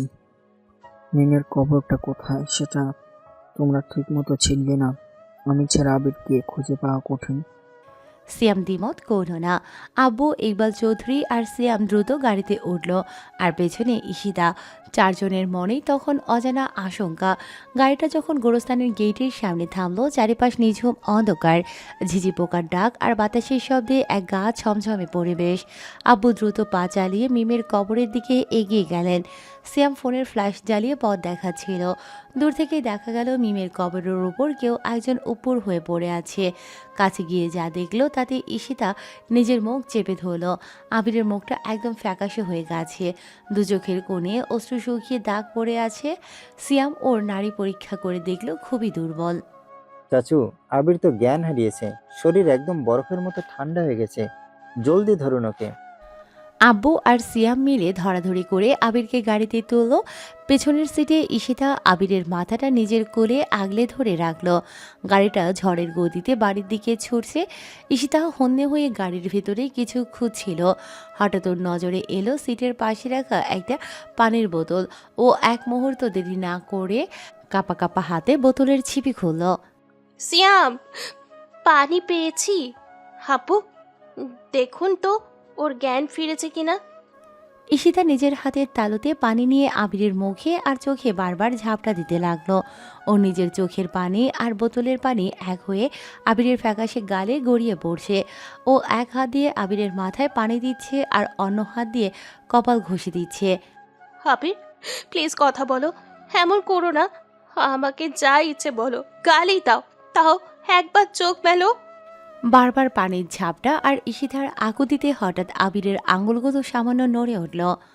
একটা দীর্ঘশ্বাস ফেলে আমি খুব ধীরে ধীরে চোখের পাতা মেললাম, কিন্তু আমার দৃষ্টি স্থির নয়। ঝাপসা দৃষ্টিতে দেখলাম ঈশিতা আমার উপর ঝুঁকে আছে, ওর ভেজা হাত তখনও আমার কপালে। মিম, তুমি কি ফিরে আসলে? আমার কথা শুনে ঈশিতার বুকটা মোচড় দিয়ে উঠলো। ও নিজেকে সামলে নিয়ে ধরা গলায় বলল, আবির, আমি ঈশিতা। তুমি গাড়িতে আছো, আমরা বাড়ি যাচ্ছি। তুমি ঠিক আছো তো? ঈশিতার নামটা শুনেই আমার মস্তিষ্কে সবকিছু বিদ্যুৎ বেগে ফিরে এলো। গোরস্থান, মিমের সেই কান্না আর সেই বুক ফাটানোর শেষ অনুরোধ। আমাকে যদি বিন্দুমাত্র ভালোবেসে থাকো তাহলে আর কখনোই আসবে না। ঈশিতাকে ভালো রেখো। আমি এক ঝটকা ঈশিতার কোল থেকে মাথা সরিয়ে সোজা হয়ে বসার চেষ্টা করলাম, কিন্তু শরীর এতই দুর্বল যে আবার সিটে এলিয়ে পড়লাম। আমার দু চোখ ফেটে আবার জল বেরিয়ে এলো। ঈশিতা আমার হাত ধরতে চাইলো, কিন্তু আমি ঘৃণাভাবে হাতটা সরে নিলাম। আব্বু পেছন ফিরে আমার দিকে তাকালেন। ওনার মুখটা এখন কিছুটা শান্ত। আবির বাবা, শরীর কেমন লাগছে এখন? ভয় পাইয়ে দিয়েছিলে আমাদের। আর অল্প একটু, আমরা বাড়ির কাছে চলে এসেছি। আমি কোনো কথা বললাম না। জানলার বাইরে অন্ধকার রাস্তার দিকে তাকিয়ে রইলাম। মিমের সেই শেষ কথাগুলো আমার কানে বাজছে। মিম আমাকে তার ভালোবাসার কসম দিয়ে আটকে দিয়েছে। আমি মনে মনে বললাম, ঠিক আছে মিম, তোমার শেষ ইচ্ছাটাই পূরণ হবে। আমি আর আসবো না তোমার কবরের পাশে। আমি ওই মেয়েটাকেই বিয়ে করব যাকে তুমি চেয়েছিলে। কিন্তু আমার ভেতরে যে জ্যান্ত মানুষটা ছিল, সে আজ ওই কবরেই তোমাকে আগলে রেখে চিরদিনের মতো মরে পড়ে রইলো। গাড়িতে এক অদ্ভুত নীরবতা নেমে এলো। ঈশিতা এক কোনায় পুকুরে বসে ফুপিয়ে কাঁদছে, আর আমি পাথরের মতো স্থির হয়ে মিমের দেওয়া শাস্তি মেনে নেওয়ার প্রস্তুতি নিচ্ছি। গাড়িটা বাড়ির সামনে এসে থামলো। আম্মু দরজায় দাঁড়িয়ে অপেক্ষা করছিলেন। আমাকে গাড়ি থেকে নামতে দেখে উনি দৌড়ে এসে জড়িয়ে ধরলেন, কিন্তু আমার কোনো অনুভূতি নেই। আমি যেন একটা রক্ত মাংসের রোবট হয়ে গেছি। আবির, বাবা আমার, তুই ঠিক আছিস তো? কোথায় গিয়েছিলিস তুই? আমাদের এভাবে ভয় পাইয়ে দিলি কেন বাবা তুই? কথা বল আবির, কথা বল। আম্মু আমার সারা মুখে হাত বুলিয়ে দিচ্ছেন। ওনার চোখের পানিতে আমার শার্ট ভিজে যাচ্ছে, কিন্তু আমি কোনো কথা বললাম না। মূর্তির মতো দাঁড়িয়ে রইলাম। আমার মুখে কোনো কথা নেই, চোখে কোনো আবেগ নেই। আম্মু বারবার জানতে চাইলেন আমি ঠিক আছি কিনা, কিন্তু আমি শুধু শূন্য দৃষ্টিতে তাকিয়ে রইলাম। ছেলের এমন পাথরের মতো নীরবতা দেখে আম্মু আরো বেশি ভয় পেয়ে গেলেন। ঠিক তখনই আব্বু গম্ভীর গলায় সবার উদ্দেশ্যে ঘোষণা করলেন, কালো বিয়ের কথা পাকা হবে, পরশু বিয়ে। আমি আর কোনো দেরি করতে চাই না। আমি শুধু একবার আব্বুর দিকে তাকালাম, কোনো প্রতিবাদ করলাম না, কোনো মিনতিও করলাম না। মিমের কসম আমার মুখটা সিলগালা করে দিয়েছে। আমি টলতে টলতে নিজের রুমের দিকে পা বাড়ালাম। পেছন থেকে আম্মুর কান্না আর ঈশিতার অপরাধী দৃষ্টি আমি অনুভব করতে পারছিলাম, কিন্তু আজ আমার কাছে সব অর্থহীন। আজ থেকে আমি আর বেঁচে নেই, শুধু আমার শরীরটা বয়ে বেড়াবো। বিয়ের রাত, সাদা রঙের পাঞ্জাবি পরিয়ে আমাকে ড্রয়িং রুমে সবার মাঝখানে বসানো হয়েছে। আমার ঠিক পাশে লাল বেনারসি পরে ঈশিতা এসে বসলো। চারপাশে আত্মীয়দের ভিড়, হাসি ঠাট্টা, অথচ আমার কানে শুধু মিমের সেই শেষ কান্নার শব্দটা বাজছে। চারপাশে এই কোলাহল আমার কাছে আজ বড় বেশি অচেনা মনে হচ্ছে। কাজী সাহেব সামনে বসে খাতা খুললেন। বাবা, আবির হুসেন 3 লক্ষ টাকা দেনমোহর ধার্যে ঈশিতা চৌধুরীর সাথে আপনার বিয়ে হচ্ছে, আপনি কি রাজি? বাবা, কবুল কবুল। পুরো ড্রয়িং রুমে পিনপতন নীরবতা।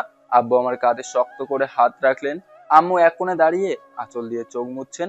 আমি একবার চোখ বন্ধ করলাম, মিমের সেই মায়াবী মুখটা চোখের সামনে ভেসে উঠলো। মনে হলো মিম আমার কানের কাছে এসে ফিসফিস করে বলছে, আবির, কবুল বলো, আমার কসম, কবুল বলো। আমি বুক চিরে আসা একটা দীর্ঘশ্বাস চেপে খুব নিচু স্বরে বললাম, কবুল। কথাটা বলার সাথে সাথেই মনে হলো মিমের সাথে আমার ইহকালের সব সম্পর্কের ইতি ঘটে গেল। আমার পৃথিবীটা আজ থেকে ভাগ হয়ে গেল। ঈশিতাও কাপা গলায় কবুল বলল। বিয়ে সম্পন্ন হলো। কাগজে সই করার সময় কলমের প্রতিটা টান যেন মিমের কলিজার উপর ধারালো ছুরির আঁচড় কাটছিল। বাসর ঘর। ফুলে ফুলে সাজানো এই ঘরটা আমার কাছে আজ একটা খাঁচার মতো লাগছে। আমি একা জানলার গ্রিল ধরে বাইরের অন্ধকারের দিকে তাকিয়ে দাঁড়িয়ে আছি। চারিদিকে রজনীগন্ধার তীব্র গন্ধ আমার দম বন্ধ করে দিচ্ছে। যে ঘরে মিমের আসার কথা ছিল, মিমের সাথে কাটানোর কথা ছিল, সেখানে আজ অন্য কেউ। একটু পর দরজায় শব্দ হলো, ঈশিতা ঘরে ঢুকলো। ও ধীর পায়ে এসে আমার ঠিক পেছনে দাঁড়ালো। ওর কান্নার শব্দে ঘন্টা ভারী হয়ে উঠছে। আবির, আমাকে একটা গালি দাও, আমাকে মারো, যা ইচ্ছে করো, কিন্তু প্লিজ একটা কথা বলো। তোমার এই নীরবতা আমি সহ্য করতে পারছি না। এভাবে আমাকে অগ্রাহ্য করো না। আমি ওর দিকে ফিরলাম। আমার চোখে ওর জন্য কোনো ঘৃণা নেই, কোনো ভালোবাসা নেই। আজ শুধু এক বিশাল ধুধু মরুভূমি। ওর চোখের পানে আজ আমার কাছে কোনো দাম নেই। আমি কোনো জবাব না দিয়ে আলমারি থেকে নিজের বালিশ আর চাদরটা হাতে নিলাম। কোনো কথা না বলে সোজা রুমের সোফাটার দিকে এগিয়ে গেলাম। আজ থেকে আমার ঘর আছে, ঘর নিয়ে আছে, কিন্তু আমার বুকের ভেতরটা এক নিস্তব্ধ শ্মশান। আমি আবির, যে আজ নিজের ভালোবাসার কাছে হেরে গিয়ে এক জ্যান্ত ল্যাশ হয়ে বেঁচে রইলাম। পরদিন সকাল, জানলার ফাঁক দিয়ে আসা ভোরের আলোটা সরাসরি আমার মুখে এসে পড়লো। সোফার এক কোনায় গুটিসুটি মেরে শুয়েছিলাম। শরীরটা বেশ ম্যাচ ম্যাচ করছে। ঘুমের ঘোরেও মনের ভেতরে এক ধরনের ভাব অনুভব করছিলাম। হঠাৎ কপালে একজোড়া তপ্ত ঠোঁটের ছোঁয়া অনুভব করলাম, খুব নরম আর মায়াবী একটা স্পর্শ। আমার ঘুমটার সাথে সাথেই টুটে গেল। চোখ মেলতেই দেখলাম ঈশিতা আমার একদম কাছে ঝুঁকে আছে। ওর ভেজা চুল থেকে পানির ফোঁটা আমার গালে এসে পড়লো। মাত্রই গোসল করে এসেছে বোধহয়। আমাকে হঠাৎ চোখ মেলতে দেখে ঈশিতা মুহূর্তের মধ্যেই থমকে গেল। ওর দু চোখে রাজ্যের লজ্জার ধরা পড়ে যাওয়ার এক অদ্ভুত আতঙ্ক। আমি কিছু বলার আগেই ও হড়বড়িয়ে সোজা হয়ে দাঁড়ালো এবং ওনার দিয়ে মুখ ঢেকে দ্রুত দৌড় দিয়ে ঘর থেকে বেরিয়ে রান্নাঘরের দিকে চলে গেল। আমি কিছুক্ষণ শূন্য দৃষ্টিতে সেদিকে তাকিয়ে রইলাম। কপালে সেই স্পর্শটা তখনও লেগে আছে। হয়তো এক সময় এই স্পর্শে আমার পৃথিবীটা রঙিন হয়ে উঠতো, কিন্তু আজ আমার ভেতরটা বিষাদে ভরা। মিমের স্মৃতিগুলো পাথরের মতো আমার বুকে চেপে বসে আছে। আমি ফ্রেশ হয়ে রুম থেকে বের হলাম। রান্নাঘরে সেটা খুব ব্যস্ত হয়ে কাজ করছে। ওর কান লাল হয়ে আছে, হয়তো একটু আগের ঘটনার রেজ এখনো কাটেনি। আমাকে দেখতে পেয়েও খুব সহজ হওয়ার চেষ্টা করলো। আবির, যা করছি, তুমি ড্রয়িং রুমে বসো, আমি আসছি। আমি কোনো জবাব দিলাম না, ওর চোখের দিকেও তাকালাম না। আমি ড্রয়িং রুমের সোফায় গিয়ে চুপচাপ বসে রইলাম। একটু পরে সীতা চায়ের কাপ আর নাস্তা নিয়ে এলো। টেবিলের উপর ট্রেটা রেখে ও একদম আমার পাশে দাঁড়িয়ে থাকলো। ওর চোখে মুখে এক ধরনের দ্বিধা আর মিনতি। ও বারবার চেষ্টা করছিল একটা কথা শুধু বলতে। আবির, আজকে অফিসে যাবে? কাল রাতে বাবাও ফোন করেছিলেন। উনি খুব করে অনুরোধ করেছেন তুমি যেন ওনার অফিসে আবার জয়েন করো। বাবা বললেন সবাই তোমার জন্য অপেক্ষা করছে। আসলে ঈশিতার বাবা ইকবাল চৌধুরী চেয়েছিলেন আমি যেন ওনার অফিসের দায়িত্ব নেই। হয়তো ওনারা ভেবেছেন কাজে ব্যস্ত থাকলে আমি মিমের শোক ভুলে স্বাভাবিক হতে পারবো, কিন্তু ওনারা জানেন না আমি তো ভুলেই যেতে চাই না। আমি কোনো জবাব দিলাম না। ঈশিতা আরো কাছে এগিয়ে এলো।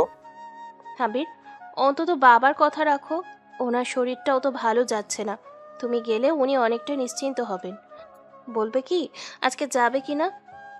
আমি শুধু মাথা নেড়ে না বললাম, মুখে কোনো শব্দ করলাম না। মিমের কবরের পাশে কথা দেওয়া আছে, সেখানে আর যাব না। কিন্তু এর মানে এই নয় যে আমি ঈশিতার বাবার অফিসে গিয়ে স্বাভাবিক অভিনয় করব। ঈশিতার মুখটা মুহূর্তে ফ্যাকাশে হয়ে গেল। ও আবার চেষ্টা করলো, নাস্তাটা অনেক যত্ন করে বানিয়েছি, অন্তত এক লোকমা খেয়ে দেখো। তুমি না খেলে আমিও কিছু মুখে দেব না আবির। ওর গলার স্বর কান্নায় বুঝে আসছিল। আমি যান্ত্রিকভাবে এক চুমুক চা খেলাম, কিন্তু নাস্তায় হাত দিলাম না। ঈশিতা আমার একদম কাছে এসে বসলো, ওর চোখের জল টলমল করছে। আবির, প্লিজ একটা কথা বলো, শুধু একটা কথা। তুমি আমার সাথে এমন করছো কেন? আমি তো ক্ষমা চেয়েছি। তুমি গালি দাও, বকা দাও, তাও মুখ খুলে কিছু বলো। এই নীরবতা আমার বুকটা চিড়ে ফেলছে। তুমি কি কথা বলে একেবারেই ছেড়ে দিলে? আমি চায়ের কাপটা নামিয়ে রেখে সোজা উঠে দাঁড়ালাম। একবার ওর চোখের দিকে তাকালাম, যেখানে শুধু মিনতি আর ভালোবাসা মাখানো কষ্ট, কিন্তু আমার হৃদয়টা আজ এক মরুভূমি। আমি কোনো কথা না বলে নিজের রুমের দিকে পা বাড়ালাম। পেছন থেকে শুনতে পেলাম ঈশিতা ফুপিয়ে কাঁদছে। ও অনেক চেষ্টা করছে আমাদের মধ্যে জমে থাকা বরফটা গলাতে, কিন্তু ও জানে না এ মনে শুধু একজনেরই বসবাস। আমি রুম থেকে বেরিয়ে যাওয়ার পর ঈশিতা ফ্লোরে বসে অজরে কাঁদছিল। ওর কান্নার শব্দে ড্রয়িং রুমের দেওয়ালগুলোও যেন ভারী হয়ে উঠছিল। তুমি কেন বুঝতেছো না আবির? তুমি কথা না বললে আমার যে কলিজা চিড়ে যায়। আমাকে মেরে ফেলো, তাও একবার মুখ ফুটে কিছু বলো। অনেকক্ষণ যাবৎ ঈশিতা এভাবেই ফ্লোরে বসে কাঁদছিল। আম্মু ড্রয়িং রুমে এসে ওকে এই অবস্থা দেখে খুব কষ্ট পেলেন। তিনি ধীর পায়ে ঈশিতার পাশে বসে ওর মাথায় হাত বুলিয়ে দিলেন। সব ঠিক হয়ে যাবে মা, এভাবে আর কাঁদিস না। ঈশিতা আম্মুকে দেখে জাপটে ধরে হাউমাউ করে কেঁদে দিল, যেন এক জনম হারানো মাকেও ফিরে পেয়েছে। আম্মু, তুমি ওকে একটু বোঝাও না, যাতে ও আমার সাথে কথা বলে। আমি আর এই যন্ত্রণা সহ্য করতে পারছি না আম্মু। ওর এই নীরবতা আমাকে জ্যান্ত পুড়িয়ে মারছে। আম্মু নিজেও কেঁদে দিলেন। ওনারাও যে কিছু করার নেই। উনি জানেন আবির কতটা জেদি। আম্মু ঈশিতার চোখের পানি মুছে দিয়ে বললেন, দেখ ঈশিতা, এভাবে ভেঙে পড়লে চলবে না। আমার তোর উপরে পুরো বিশ্বাস আছে, তুই পারবি আবিরকে একটা স্বাভাবিক জীবন দিতে। এখন আর কান্না করতে হবে না। চল লক্ষ্মী মেয়ে আমার মতন খেয়ে নিবি। ঈশিতা হেসকি দিতে দিতে বলল, না আম্মু, আমি খাবো না। খাবি না মানে? মায়ের দিমু কিন্তু। চল আমার সাথে। আম্মু জোর করে ঈশিতাকে ডাইনিং টেবিলে নিয়ে বসালেন। নিজের হাতে লোকমা তুলে ঈশিতাকে খাইয়ে দিতে লাগলেন। হঠাৎ ঈশিতার চোখ দিয়ে আবার নোনা জল গড়িয়ে পড়লো। কে রে মা, কি হয়েছে তোর? এভাবে কাছিস কেন? তরকারি থেকে ঝাল লেগেছে? জানো আম্মু, সেই ছোটবেলায় শেষবার মায়ের হাতে খেয়েছি। আজ তোমার হাতে খেয়ে মায়ের কথা মনে পড়ে গেল। মা মারা যাওয়ার পর বাবা আমার মুখের দিকে তাকিয়ে আর বিয়ে করেনি। কিন্তু বাবাকে তো কখনো কাছে পেতাম না। সব সময় কোম্পানি নিয়ে ব্যস্ত থাকতেন, আমি বন্ধুদের নিয়ে থাকতাম। কিন্তু পরে বুঝেছি ওরা শুধু আমার টাকাকে ভালোবাসতো, আমাকে না। ঈশিতা একটু থামলো, তারপর ধরা গলায় আবার বলতে শুরু করলো, তারপর আবিরের সাথে দেখা হলো। একটু ভুল বোঝাবুঝি হয়েছিল আমাদের মধ্যে, কিন্তু পরে যখন জানলাম সে সকালে ওই আমাকে বাঁচিয়েছিল, তখন থেকেই ওর প্রতি আমার শ্রদ্ধা বেড়ে যায়। আমি ওর সব খোঁজ খবর নিয়েছি আম্মু। ও অনেক ভালো, ও অনেক বেশি ভালো। বাকিটুকু আর বলতে পারলো না। ও কান্নায় ভেঙে পড়লো। আম্মু নিজেও খুব কষ্ট পেলেন। উনি ঈশিতাকে টেনে নিজের বুকে জড়িয়ে নিলেন। পাগলি মেয়ে একটা। আমাকে কি তোর মা মনে হয় না তোর? আজ থেকে তুই আমার মেয়ে। দেখিস আমি আর তুই মিলে আমাদের সেই পুরনো আবিরকে ঠিক ফিরিয়ে আনবো। ওদিকে আমার রুমে আমি দরজার পাশে দাঁড়িয়ে আম্মু আর ঈশিতার কথাগুলো সব শুনছিলাম। বুকের ভেতরটা কেমন যেন মোচড় দিয়ে উঠলো। ঈশিতার অতীত এক একাকিত্ব ছিল, সেটা আমার জানা ছিল না। কিন্তু আমি যে নিরুপায়। মিমের মুখটা যখনই চোখের সামনে ভেসে ওঠে, তখন সব মায়া পাথর হয়ে যায়। খাবার শেষে আচ্ছা শোন, এখন এক কাজ কর, এই নাস্তার ট্রেটা নিয়ে ওর রুমে যা। আমার বিশ্বাস তুই দিলে ও না করবে না। আম্মুর কথায় সাহস পেয়ে ঈশিতার চোখের পানি মুছে নাস্তার ট্রে গুছিয়ে নিল। ও ধীর পায়ে আমার রুমের সামনে গিয়ে দাঁড়ালো। দরজার ফাঁক দিয়ে দেখলাম ও নিজেকে সামলে নিয়ে মুখে একটু হাসি ফোটানোর চেষ্টা করছে। ও রুমে ঢুকে ট্রেটা টেবিলের উপর রাখলো। আবির, অনেকক্ষণ তো হলো, এবার লক্ষ্মী ছেলের মতো খেয়ে নাও তো। আমি জানলার বাইরে তাকিয়ে আগের মতোই নির্বাক থাকলাম। ওর কথার কোনো জবাব দিলাম না। ঈশিতা আমার পাশে এসে দাঁড়ালো। আবির, বলছি তো খেয়ে নাও। শরীরটা তো তোমার এমনিতেই দুর্বল, কাল থেকে তো কিছুই পেটে পড়েনি। আমি এবার ওর দিকে তাকিয়ে শুধু একবার মাথা নেড়ে না বললাম। ঈশিতার ধৈর্য এবার যেন একটু বাদ ভাঙলো। আম্মুর দেওয়া সাহসটা বোধ হয় ওর ভেতরে কাজ করছিল। ও ও হঠাৎ করে কোমরে হাত দিয়ে বেশ কড়া গলায় একটা ধমক দিল। একদম আর একটাও কথা বলবে না, চুপচাপ এখানে বসো, তোমাকে খেতেই হবে, আর আমি আজ নিজ হাতে খাইয়ে দেবো। ঈশিতার এমন হঠাৎ ধমক আর তেজি রূপ দেখে আমি কিছুটা নার্ভাস হয়ে গেলাম। যে মেয়েটা একটু আগে আম্মুকে জোরে ধরে অজরে কাঁদছিল, সে এমন দাপট দেখাবে ভাবতেই পারিনি। আমি কিছুটা ভ্যাবাচাকা খেয়ে চুপচাপ বসে রইলাম। ঈশিতা লোকমা তুলে আমার মুখের কাছে ধরলো। ওর জেদি চোখের দিকে তাকিয়ে কেন জানি আর না বলতে পারলাম না। 2-3 লোকমা খাওয়ার পর হঠাৎ আমি ঝালে অস্থির হয়ে উঠলাম। ভুলবশত ভাতের সাথে একটা আস্ত কাঁচামরিচ বড় করে কামড় দিয়ে দিয়েছি। মুহূর্তের মধ্যে আমার মুখ কান লাল হয়ে গেল। আমি উ আ করতে করতে পানির গ্লাস খুঁজতে লাগলাম। ঈশিতা আমাকে এমন ছটফট করতে দেখে ঘাবড়ে গেল। ও তাড়াহুড়ো করে নিজের হাতের লোকমাটা ফেলে দিয়ে গ্লাসে পানি ঢালতে গিয়ে নিজেই টেবিলের উপর পানি ফেলে একাকার করে দিল। ও এতটাই ঘাবড়ে গিয়েছিল যে কি করবে ভেবে পাচ্ছিল না। হঠাৎ ও আমার খুব কাছে চলে এলো। আমার 2 গাল নিজের হাতের তালুতে নিয়ে ও সরাসরি আমার ঠোঁটে নিজের ঠোঁট ডুবিয়ে দিল। আমি পাথরের মতো স্তব্ধ হয়ে গেলাম। এক মুহূর্তের জন্য যেন সময় থেমে গেল। ওর সেই উষ্ণ আর গভীর ছোঁয়ায় আমার মুখের ঝাল যেন মুহূর্তেই উবে গেল। কিন্তু বুকের ভেতর এক অন্যরকম ঝড় শুরু হলো। মিমের মৃত্যুর পর এই প্রথম কেউ আমাকে এভাবে স্পর্শ করলো। আমার চোখ দুটো বিস্ময়ে বড় বড় হয়ে গেল। ঈশিতা কয়েক সেকেন্ড পর নিজেকে সরে নিল। ওর মুখটা এখন টকটকে লাল। ও নিজের করা কাজটা বুঝতে পেরে মুহূর্তে লজ্জায় কুঁকড়ে গেল। ও আর 1 সেকেন্ডও সেখানে দাঁড়ালো না। ওনাটা কোনো মতে সামলে নিয়ে দৌড় দিয়ে রুম থেকে বেরিয়ে গেল। কিন্তু হুড়োহুড়ি করে সিঁড়ি দিয়ে নামতে গিয়েই ঘটলো অঘটন। পায়ের স্যান্ডেল পিছলে ও সিঁড়ির মাঝপথে ধরাস করে পড়ে গেল। আ ভয়ঙ্কর শব্দটা শুনে আমার বুকের ভেতরটা কেঁপে উঠলো। আমি রুম থেকে বেরিয়ে দৌড়ে সিঁড়ির কাছে গেলাম। দেখলাম ঈশিতা নিচে পড়ে আছে। আমি কাছে যেতেই ও বাচ্চাদের মতো ডুকরে কেঁদে উঠলো। সব দোষ তোমার, তোমার জন্য আমি পড়ে গেলাম। হাউচ, আমি বড় হয়ে দাঁড়াতে পারবো না। আমি তো আকাশ থেকে পড়লাম। কিস করলো ও, লজ্জা পেয়ে দৌড় দিল ও, অথচ এখন সব দোষ আমার। ওর কথা শুনে আমার মেজাজটা একটু খারাপ হলেও কেন জানি ভালো লাগছিল। কি হলো, দাঁড়িয়ে আছো কেন? তুলবে না নাকি আমি আম্মুকে ডাক দেব? আমি বুঝে গেলাম এই মেয়ে আমার কোলে ওঠার জন্যই এখন এমন নাটক করছে। কিন্তু ওর ছল ছল চোখের দিকে তাকিয়ে আমি আর স্থির থাকতে পারলাম না। আলতো করে ওকে পাজোকোলা করে কোলে তুলে নিলাম। ও এক মুহূর্ত দেরি না করে বিড়াল ছালার মতো আমার বুকে মিশে রইলো। ওর গায়ের সেই মিষ্টি সুবাস আর গালের উষ্ণতা আমি অনুভব করছিলাম। উপরে উঠে যখন ওকে বিছানায় শুয়ে দিয়ে আমি চলে আসতে যাব, ঠিক তখনই ও আমার হাতটা শক্ত করে ধরে একটা হ্যাঁচকা টান দিল। আমি একদম অপ্রস্তুত ছিলাম। টাল সামলাতে না পেরে সোজা ওর গায়ের উপর গিয়ে পড়লাম। মনে হলো মুহূর্তের জন্য মহাকাশের সব গ্রহ নক্ষত্র থেমে গেছে পৃথিবীর সব কোলাহল। আমার 2 হাত ওর 2 পাশে বিছানায় গেঁথে আছে। আর আমি খুব কাছ থেকে ওর স্পন্দের সেই দ্রুত আর মাতাল করে শব্দ শুনতে পাচ্ছিলাম। ওর ভেজা চুলের সেই মায়াবী ঘ্রাণ আমার মস্তিষ্কে এক অদ্ভুত নেশা ধরে দিল।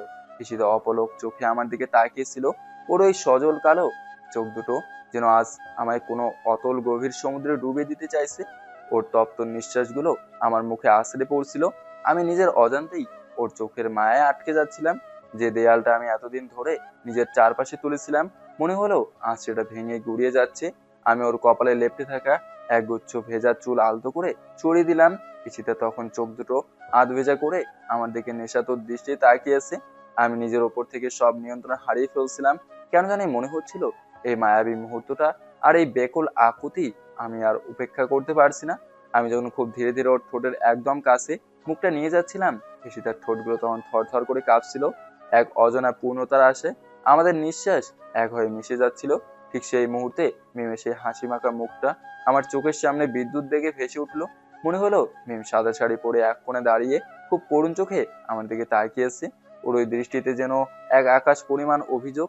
আমি এক ঝটকা নিজেকে সামলে নিয়ে সিটকে দূরে দাঁড়ালাম। বুকটা এমনভাবে ধরফর করছে যেন হৃৎপিণ্ডটা এখনই ছিঁড়ে বেরিয়ে আসবে। ঈশিতা আমার চলে যাওয়া দেখে আবার আমার হাতটা খপ করে ধরে ফেললো। ওর চোখে তখন এক অদ্ভুত নেশার আকুতি মেশানো মায়া, যা আমাকে বারবার ওর আগুনের মতো উষ্ণতার কাছে টেনে নিতে চাচ্ছিল। ওর এই সজল দৃষ্টি যেন চিৎকার করে বলছিল, আবির আজ সব ফুলে শুধু আমার হোক। কিন্তু আমি জোর করে পাথর হয়ে গেলাম। এক ঝটকায় নিজের হাতটা ছাড়িয়ে নিলাম, যেন ওর ছোঁয়ায় আমার শরীর বিষ ঢেলে দিচ্ছে। কোনো কথা না বলে ঘর থেকে বেরিয়ে আসার সময় পেছন থেকে ঈশিতার সেই বুক ফাটা আর্তনাদ আমার কানে এসে আছড়ে পড়লো। প্লিজ আবির, তুমি আমার সাথে এমন করতে পারো না, দোহাই লাগে তোমার, তুমি এভাবে চলে যেও না। তার চেয়ে ভালো হয় আমাকে তুমি নিজের হাতে বিষ গাইয়ে মেরে ফেলো। আমি আর নিতে পারছি না এই বিষাক্ত অবহেলা। আমি আর পাচ্ছি না মরে মরে বেঁচে থাকতে। আমি আর পেছনে তাকালাম না, দরজাটা টেনে বাইরে বেরিয়ে আসলাম। করিডোরের দেওয়ালটা শক্ত করে ধরে দাঁড়িয়ে আমি জোরে জোরে শ্বাস নিতে লাগলাম। নিজের ভেতরকার অপরাধ বোধে আমার শরীর কাঁপছিল। আয়না ছাড়াই আমি নিজের বীভৎস রূপটা দেখতে পাচ্ছিলাম। মনে মনে নিজেকে ধিক্কার দিয়ে বললাম, সি আবির সি, তুই এটা কি করে করতে যাচ্ছিলি? তুই মিমকে এইভাবে ভুলে যেতে পারলি? তুই কি এতটাই সস্তা? চোখের পানিটা আর বাধা মারলো না। নিজেকে কোনো মতে সামলে নিয়ে নিচে নামলাম। আম্মুর রুমে গিয়ে খুব শুকনো আর যান্ত্রিক গলায় শুধু এইটুকুই বললাম, ঈশিতা সিঁড়ি থেকে পড়ে গেছে, একটু দেখে আসো, ওর পায়ে লেগেছে মনে হয়। কথাটা শেষ করেই আমি ঝড়ের বেগে বাড়ি থেকে বেরিয়ে আসলাম। চারপাশের দেওয়ালগুলো যেন আমাকে গিলে খেতে আসছিল। হাঁটতে হাঁটতে আনমনে চলে আসলাম সেই নদীর পাড়ে, যেখানে একদিন গভীর বেলায় ঈশিতা আমায় প্রপোজ করেছিল। রাত 8টা বাজে, কিন্তু বাসায় যাওয়ার বিন্দু মাত্র ইচ্ছে আমার নেই। আমি নদীর পাড়ে একটা বেঞ্চে একা বসে আছি। আশেপাশে কেউ নেই, শুধু বয়ে যাওয়া বাতাসের একটা শো শো শব্দ। মাথায় খালি একটাই চিন্তা ঘুরপাক খাচ্ছে, আমি এখন কি করব?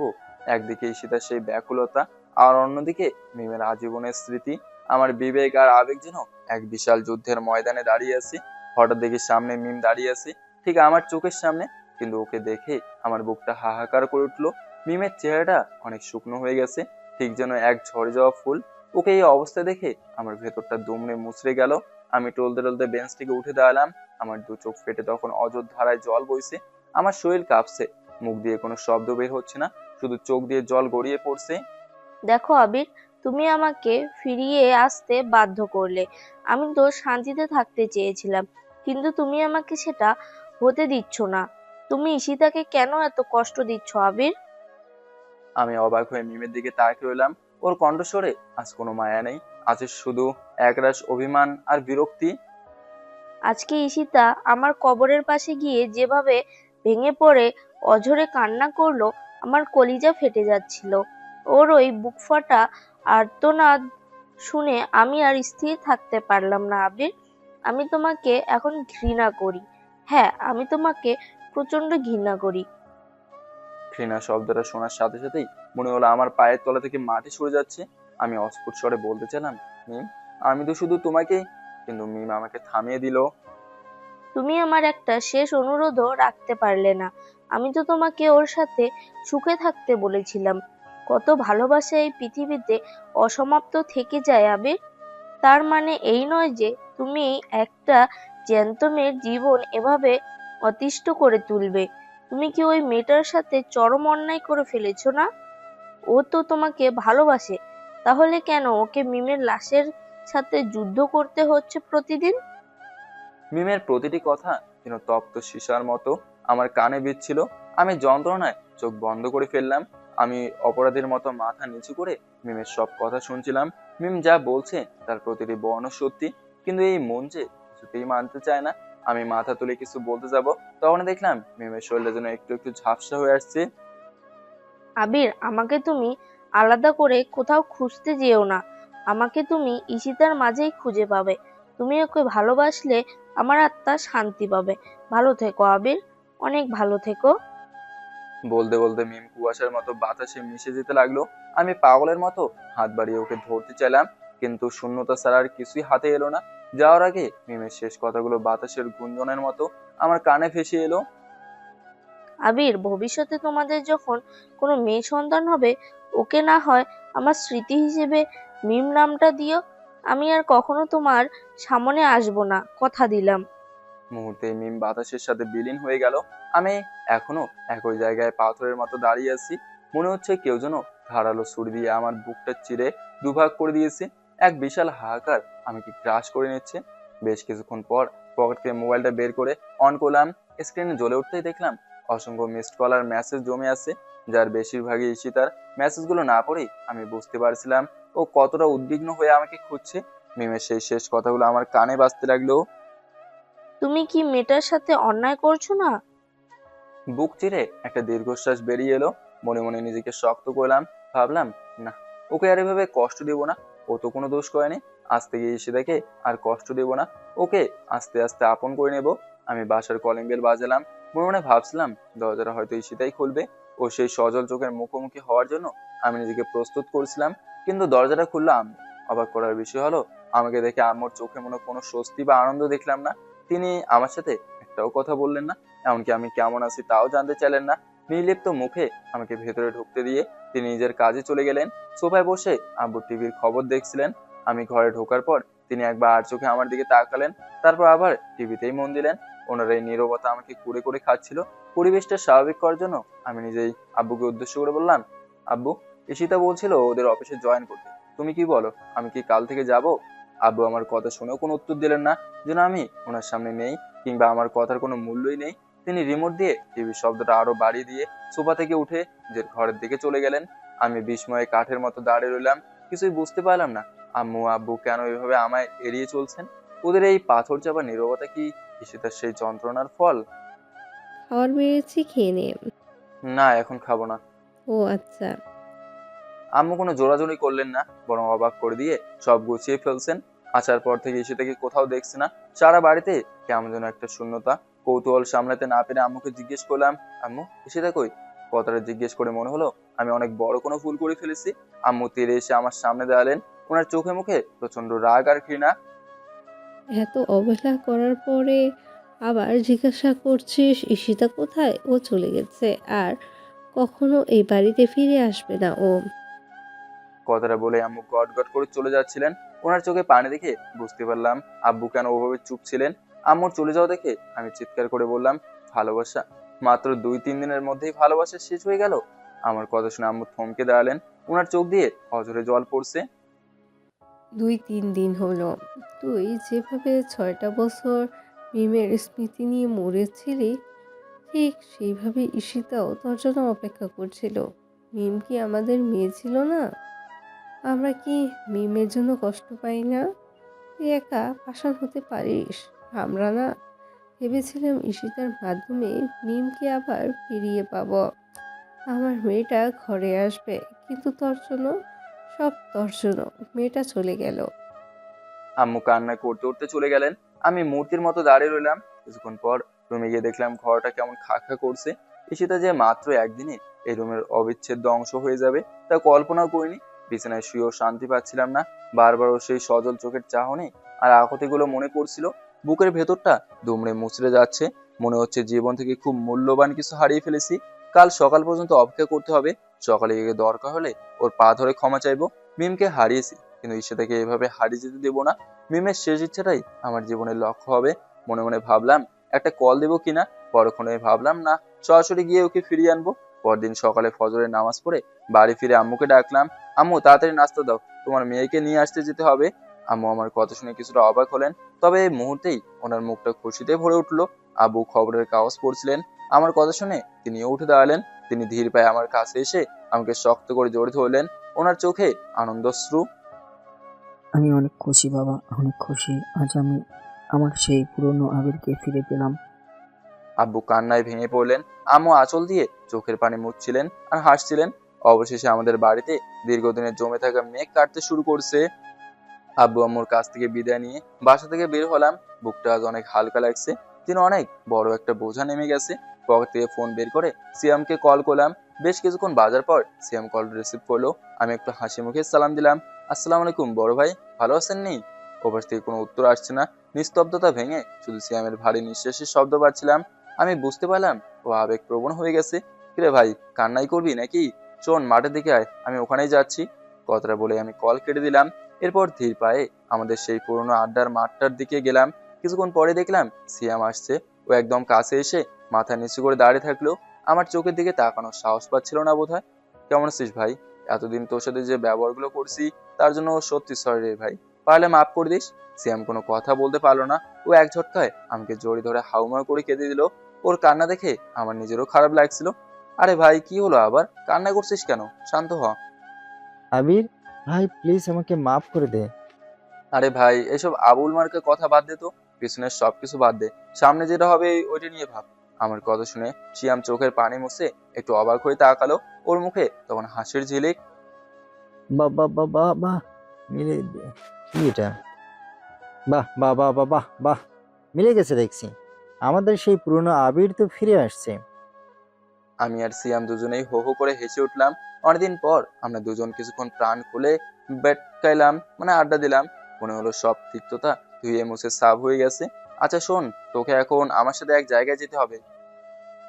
কই যাবো আবার? ঈশিতাকে আনতে যাব।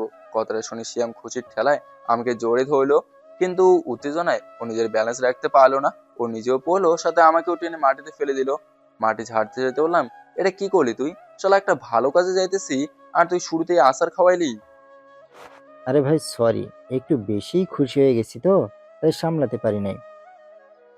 আচ্ছা চল, দেরি হয়ে যাচ্ছে। কিছুক্ষণ পর আমি আর সিয়াম ঈশিতাদের বাসার সামনে গিয়ে পৌঁছলাম, কিন্তু গেটের সামনে গিয়ে আমার পা আর সরছে না। কেমন যেন একটা ভয় কাজ করছে। আমরা গেটের সামনেই পায়চারি করছি। আচ্ছা, আমরা আধা ঘন্টা ধরে এইখানে শুধু শুধু ঘুরছি কেন? ঈশিতার বের হওয়ার জন্য অপেক্ষা করছি। ও বের হলে ওকে বুঝিয়ে শুনিয়ে বাড়িতে নিয়ে যাব। সিয়াম আমার দিকে কেমন জানি বাঁকা চোখে তাকালো। কিরে ভাই, এইভাবে তাকিয়ে আছিস কেন? আবির, ঈশিতা তোর কি হয় রে? কেন, তুই জানিস না ও আমার বউ হয়? বউ? তাহলে ঈশিতার বাবার বাড়ি তোর কি হয়? শালা বলদা, তুই কি আমার সাথে ফাজলামি করছিস? এমন বলদা মার্কা কথা বাদ দে তো। আগে উত্তরটা দে। শ্বশুর বাড়ি হয়। বলা মাত্রই সিয়াম হঠাৎ করে আমার পেছনের দিকে একটা লাথি মারলো। শালা, নিজের শ্বশুর বাড়ি যাইতে এত ভয় পাইতেছিস কেন? চোর নাকি তুই? ওফ, আমি তো ভুলে গেছি যে এটা আমার শ্বশুর বাড়ি। দাঁত কালানো বন্ধ করে এখন ভেতরে চল। ঈশিতাদের বাড়ির দরজায় দাঁড়িয়ে অনেকক্ষণ ধরে কলিং বেল দিলাম, কিন্তু কেউ দরজা খুলছে না। ভেতর থেকে কোনো সাড়া না পেয়ে আমি একটু চিন্তায় পড়ে গেলাম। সিয়াম, আরেকবার দে তো। দিতেছি। সিয়াম তৃতীয়বার বেল দেওয়ার আগেই হঠাৎ একজন মেয়ে এসে দরজাটা খুলে দিল। মেয়েটাকে দেখা মাত্রই সিয়াম হা করে তাক রইলো। ওর চোখ মুখ দেখে মনে হচ্ছিল ও পৃথিবীর অষ্টম আশ্চর্য দেখে ফেলছে। কাকে চাই? আর আপনারা কারা? আগে এইটা বলেন, আপনি কে? আরো হচ্ছে এই বাড়ির জামাই। মেয়েটা জামাই কথাটা শুনে একবার তীক্ষ্ণ দৃষ্টিতে আমার দিকে তাকালো। ওর চাহনিতে এক অদ্ভুত অবজ্ঞা ফুটে উঠলো। ও, আপনি সেই আবির যে আমার বোনকে তিল তিল করে কষ্ট দিচ্ছেন? আপনাকে দেখে তো মনে হচ্ছে কয়েকটা কষিয়ে চড় দেই। মেয়েটা কথাটা বলতেই যেটুকু দেরি করলো, কিন্তু কাজটাই করতে দেরি হলো না। মুহূর্তের মধ্যেই দুটো চর পড়লো, কিন্তু অবাক করা বিষয় হলো চরটা মারলো সিয়াম। ওর চোখগুলো রাগের কারণে টকটকে লাল হয়ে গেছে। ও হয়তো নিজের বন্ধুর অপমান সহ্য করতে পারেনি। আর মেয়েটা গালে হাত দিয়ে একইভাবে স্তব্ধ হয়ে দাঁড়িয়ে রইলো, যেন ও কল্পনা করেনি এমন কিছু হতে পারে। আমি পরিস্থিতিতে বেগতিক দেখে মেয়েটাকে কোনো মতে একটা সরি বলে সিয়ামকে টেনে এসে বাড়ির ভেতরে নিয়ে গেলাম। ড্রয়িং রুমে আঙ্কেল দেখে আমি সালাম দিলাম। তিনি হাসি মুখে সালামের উত্তর নিলেন। আমি ঈশিতার কথা জিজ্ঞেস করার আগেই তিনি আমার মনের অবস্থা বুঝতে পেরে হেসে বললেন, ঈশিতা উপরের রুমে আছে, যাও দেখা করো। সিয়াম নিচে আঙ্কেলের সাথে কথা বলছে আর আমি কাঁপতে কাঁপতে সিঁড়ি দিয়ে উপরে উঠছি। প্রতিটা ধাপে আমার বুকটা ধক ধক করছে, যেন ভেতর থেকে কেউ হাতুড়ি পিটাচ্ছে। মনে মনে শুধু মিমকে বলছি, মিম শক্তি দাও, আর যেন সব অভিমান মুছে ওকে ফিরিয়ে নিতে পারি। ঈশিতার রুমের সামনে গিয়ে দাঁড়ালাম। দরজাটা ভেজানো ছিল। আমি গভীর একটা শ্বাস নিয়ে ধীর হাতে দরজাটা ঠেলে ভেতরে প্রবেশ করলাম। কিন্তু ভেতরে পা রাখতেই আমি যা দেখলাম সেটার জন্য আমি পৃথিবীর কোনো দুঃস্বপ্নেও প্রস্তুত ছিলাম না। দেখলাম ঈশিতা একটা ছেলের খুব কাছাকাছি। দেখে মনে হচ্ছে ওরা একে অপরকে কিস করছে। মুহূর্তের মধ্যে আমার পায়ের তলার মাটি সরে গেল। চারপাশের দেওয়ালগুলো যেন বন বন করে ঘুরতে শুরু করলো। মিমের মৃত্যুর পর এই প্রথম কাউকে জায়গা দিতে চেয়েছিলাম, আর শুরুতে এই বীভৎস প্রতিদান। আমার সাজানো দুনিয়াটা নিমেষেই ওলট পালট হয়ে গেল। সরি, ভুলবশত মনে হয় ভুল জায়গায় চলে আসছি। আমার কণ্ঠস্বর শুনে ওরা দুজন চমকে দুই দিকে সরে গেল। ছেলেটার দিকে তাকানোর মতো শক্তি আমার ছিল না। আমার ঝাপসা হয়ে আসা চোখ দিয়ে জল গড়িয়ে পড়ছে। অপমানের যন্ত্রণার ঘেন্নায় আমার দম বন্ধ হয়ে আসছে। আমি আর এক মুহূর্ত সেখানে দাঁড়াতে পারলাম না। দ্রুত পায়ে ঘর থেকে বেরিয়ে আসতে যাব, ঠিক তখনই ঈশিতা পেছন থেকে দৌড়ে এসে আমার হাতটা শক্ত করে ধরলো। ঈশিতা আমার হাতটা ধরে প্রায় আর্তনাদ করে উঠলো। প্লিজ আবির, তুমি যেমনটা ভাবছো তেমনটা কিছুই না। আমার কথাটা একবার শোনো, তুমি সব কিছু ভুল বুঝছো। আমি তো ওর কথা শেষ হওয়ার আগেই আমার ভেতরে জমানো সব ঘৃণা আর অপমান আগ্নেয়গিরির মতো ফেটে পড়লো। আমি কোনো কিছু না ভেবেই ঈশিতার গালে ঠাটিয়ে একটা চড় মারলাম। চুপ, একদম চুপ থাকবি তুই। তোর মুখ থেকে আর একটা শব্দ যেন আমি না শুনি। ঈশিতার গালে হাত দিয়ে পাথরের মতো দাঁড়িয়ে স্তব্ধ হয়ে গেল। ওর চোখ দিয়ে অঝরে জল পড়ছে। এবার পাশে দাঁড়িয়ে থেকে ছেলেটা আমতা আমতা করে কিছু বলতে চাইলো। ভাই, আসলে ও আমার। বলতে হবে না, যা বোঝার আমি খুব ভালো করেই বুঝে গেছি। আমি ঈশিতার দিকে শেষবারের মতো তাকালাম। ও সেই সজল চোখ দুটো এখন টকটকে লাল। আমি এক বুক হাহাকার নিয়ে বললাম, ভালো থেকো ঈশিতা, তোমাদের দুজনকে অনেক সুন্দর মানাবে। আমার মতো একটা মরা মানুষের সাথে তো আর তোমার জীবন চলে না। কথাটা বলতে বলতে আমার চোখ থেকে নোনা জল গড়িয়ে পড়লো। আমি আর এক মুহূর্ত দাঁড়ালাম না, দ্রুত পায়ে রুম থেকে বেরিয়ে আসলাম। আবির, তুমি ভুল বুঝছো, প্লিজ যেও না। নিচে নামার সময় সিঁড়িতেই সিয়াম আঙ্কেল আর সেই চর খাওয়া মেয়েটার মুখোমুখি হলাম। তাদের সাথে আরো একটা মেয়ে আসছিল। সিয়াম আমার চোখের অবস্থা আর অস্থিরতা দেখে আটকে উঠলো। আবির, কিরে, কি হয়েছে তোর? এমন করছিস কেন? আমি কোনো কথা বললাম না, গায়ের সবটুকু শক্তি দিয়ে নিজের কান্নাটা চেপে ধরলাম। তারপর সব দিকে তাকিয়ে মরা মানুষের মুখটা হাসি দিলাম। চোখের পানিটা মুছে কোনো উত্তর না দিয়েই ঝড়ের বেগে বাড়ি থেকে বেরিয়ে আসলাম। পেছনে কে ডাকলো বা কে কি ভাবলো তা দেখার মতো মন মানসিকতা আমার তখন ছিল না। রাস্তা দিয়ে পাগলের মতো হাঁটছি আর দু হাতে চোখ মুছছি। গলার ভেতর কান্নাটা দলা পাকিয়ে আসছে। আকাশের দিকে তাকিয়ে চিৎকার করে বলতে ইচ্ছে করছে, আল্লাহ, আমার সাথেই কেন বারবার এমন হয়? কেন আমি বারবার বিশ্বাসের কাছে হেরে যাই? আমি ডুকরে কেঁদে উঠলাম। চোখের নোনা জলে ঝাপসা হয়ে আসছে চারপাশ। বুকটা ফেটে যাচ্ছে অপমানে আর যন্ত্রণায়। ভাবলাম মিমের স্মৃতি নিয়ে একাই তো ভালো ছিলাম, কেন আবার নতুন করে কাউকে বিশ্বাস করতে গেলাম? কেন নিজেকে আবার সস্তা বানালাম? চোখের পানি মুছতে মুছতে টলমলে পায়ে সামনের দিকে এগোচ্ছি। চোখের সামনে রাস্তাটা ধোঁয়াশা লাগছে। হঠাৎ কানে একটা বিকট শব্দ এলো, প্রচন্ড জোরে একটা ট্রাকের হর্ন। আমি কিছু বুঝে ওঠার আগেই এক তীব্র ব্রেক কষার ভয়ঙ্কর এক কর্কশ শব্দ কানে এলো। আর তারপর আর কিছু মনে নেই। চারপাশটা নিমেষেই ঘুটঘুটে অন্ধকার তলিয়ে গেল। ট্রাকের সেই বিকট হর্ন আর ব্রেক কষার শব্দের পর চারপাশটা যেন এক মুহূর্তের জন্য নিস্তব্ধ হয়ে গিয়েছিল। কিন্তু না, মিম হয়তো ওপার থেকে আবিরকে আজ মরতে দেয়নি। ট্রাকটা আবিরের খুব কাছ দিয়ে গিয়ে প্রচণ্ড শব্দে পাশের একটা বিশাল গাছে ধাক্কা মারে। আবির ছিটকে রাস্তার পাশে পড়ে যায়। মাথায় প্রচণ্ড চোট লাগলেও প্রাণটা ওর বের হয়নি, তবে শরীরটা নিস্তেজ হয়ে সেখানেই ও জ্ঞান হারিয়ে ফেলে। এদিকে সিয়াম উপরে গিয়ে যা দেখলো তাতে ওর মাথা ঠিক থাকলো না। ও দেখলো ঈশিতা মেঝেতে বসে অঝরে কাছে, আর পাশে একটা অচেনা ছেলে পাথরের মতো দাঁড়িয়ে আছে। আমি শুধু একবার জানতে চাইবো এখানে কি হয়েছে। আমার ভাইটা এভাবে কাঁদতে কাঁদতে এখান থেকে কেন চলে গেল? ততক্ষণে আঙ্কেল সহ পরিবারের বাকি সবাই সেখানে চলে এসেছে। সিয়ামের মেজাজ তখন তুঙ্গে। ওর আগে ফুসতে ফুসতে সেই অচেনা ছেলেটার কলার শক্ত করে চেপে ধরল। কি হলো? কথা বলছিস না কেন? কি করছিলি তোরা এখানে? জবাব দে।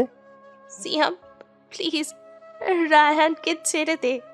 রায়হান হচ্ছে ঈশিতার মামাতো ভাই। সিয়াম, তোরা যেমনটা ভাবছিস তেমনটা কিছু না। রায়হানের চোখে হঠাৎ কি যেন একটা পড়েছিল। ও যন্ত্রণায় ছটফট করছিল। আমি শুধু ওর চোখের পাতাটা ফু দিয়ে পরিষ্কার করে দিচ্ছিলাম। ঠিক সেই মুহূর্তে আবির রুমে ঢোকে আর ভাবলো আমরা। ও সব ভুল বুঝেছে সিয়াম। ও আমার একটা কথাও শুনলো না, আমাকে উল্টো চড় মেরে চলে গেল। ও কেন বুঝলো না যে আমি শুধু ওরই ছিলাম আর ওরই থাকবো? ঈশিতা ডুকরে কেঁদে উঠল। রায়হানের ওয়াইফ রিয়া আর চর খাওয়া সেই মেয়েটা ইকরা দুজনেই অপরাধীর মতো মাথা নিচু করে দাঁড়িয়ে রইল। সিয়ামের রাগটা মুহূর্তে প্রচণ্ড অনুশোচনায় বদলে গেল। ও স্তব্ধ হয়ে ভাবল একটা তুচ্ছ ঘটনা আর সামান্য ভুল বোঝাবুঝি আজ কত বড় একটা অনর্থ ঘটিয়ে দিল। পুরো রোমে তখন অপরাধবোধ আর কান্নার এক ভারী নিস্তব্ধতা। ঠিক সেই মুহূর্তে সিয়ামের পকেট থেকে ফোনটা হঠাৎ কেঁপে উঠল। সিয়াম পকেট থেকে ফোন বের করে দেখলো একটা অচেনা নাম্বার থেকে কল আসছে। ওর মনে এক অজানা আশঙ্কা দানা বাঁধল। কাপা হাতে ফোনটা রিসিভ করলো ও। হ্যালো। ওপাশ থেকে এক গম্ভীর কণ্ঠস্বর ভেসে এলো। আসসালামু আলাইকুম। আপনি কি এই ফোন নাম্বারে মালিকের পরিচিত কেউ? এই ছেলেটার একটা ভয়াবহ ট্রাক অ্যাক্সিডেন্ট হয়েছে। ওর অবস্থা খুবই আশঙ্কাজনক। আমরা ওকে দ্রুত সিটি হাসপাতালে নিয়ে যাচ্ছি, আপনারা জলদি আসুন। কি হয়েছে সিয়াম? কার ফোন ছিল? আবিরের অ্যাক্সিডেন্ট হয়েছে, ওর অবস্থা খুব খারাপ। ফোনটা সিয়ামের হাত থেকে ধপ করে মেঝেতে পড়ে গেল। ওর মুখটা মুহূর্তেই ফ্যাকাশে হয়ে গেছে। ঈশিতা পাথরের মতো স্থির হয়ে সিয়ামের দিকে তাকিয়ে রইল। কথাটা শোনা মাত্রই ঈশিতা সহ্য করতে পারল না। এক বুক হাহাকার নিয়ে একটা তীব্র চিৎকার দিয়ে ও জ্ঞান হারিয়ে মেঝেতে লুটিয়ে পড়ল। ইকরা আর রিয়া দ্রুত ওকে সামলানোর জন্য এগিয়ে এলো। সিয়াম আর এক মুহূর্ত দাঁড়ালো না। জ্ঞান হারানো ঈশিতাকে বাড়ির মেয়েদের কাছে রেখে সিয়াম আঙ্কেল আর রায়হান পাগলের মতো হাসপাতালের দিকে দৌড়ালো। সবার মনে এখন একটাই প্রার্থনা, আবির যেন সুস্থ হয়ে ফিরে আসে। হাসপাতালের পথে যেতে যেতে সিয়ামের হাত পা কাঁপছিল। ও দ্রুত ফোন বের করে আবিরের বাবা মাকে কল করলো। আবিরের আব্বু যখন খবরটা শুনলেন, ওপাশ থেকে ওনার গলার স্বর যেন স্তব্ধ হয়ে গেল। ওনারাও তখনই হাসপাতালের উদ্দেশ্যে রওনা হলেন। সিয়াম আঙ্কেল আর রায়হান যখন হাসপাতালে পৌঁছলো, দেখলো ইমার্জেন্সির সামনে প্রচণ্ড জটলা। অনেকেই কানাঘুষা করছে একটা ভয়াবহ অ্যাক্সিডেন্টের ব্যাপারে।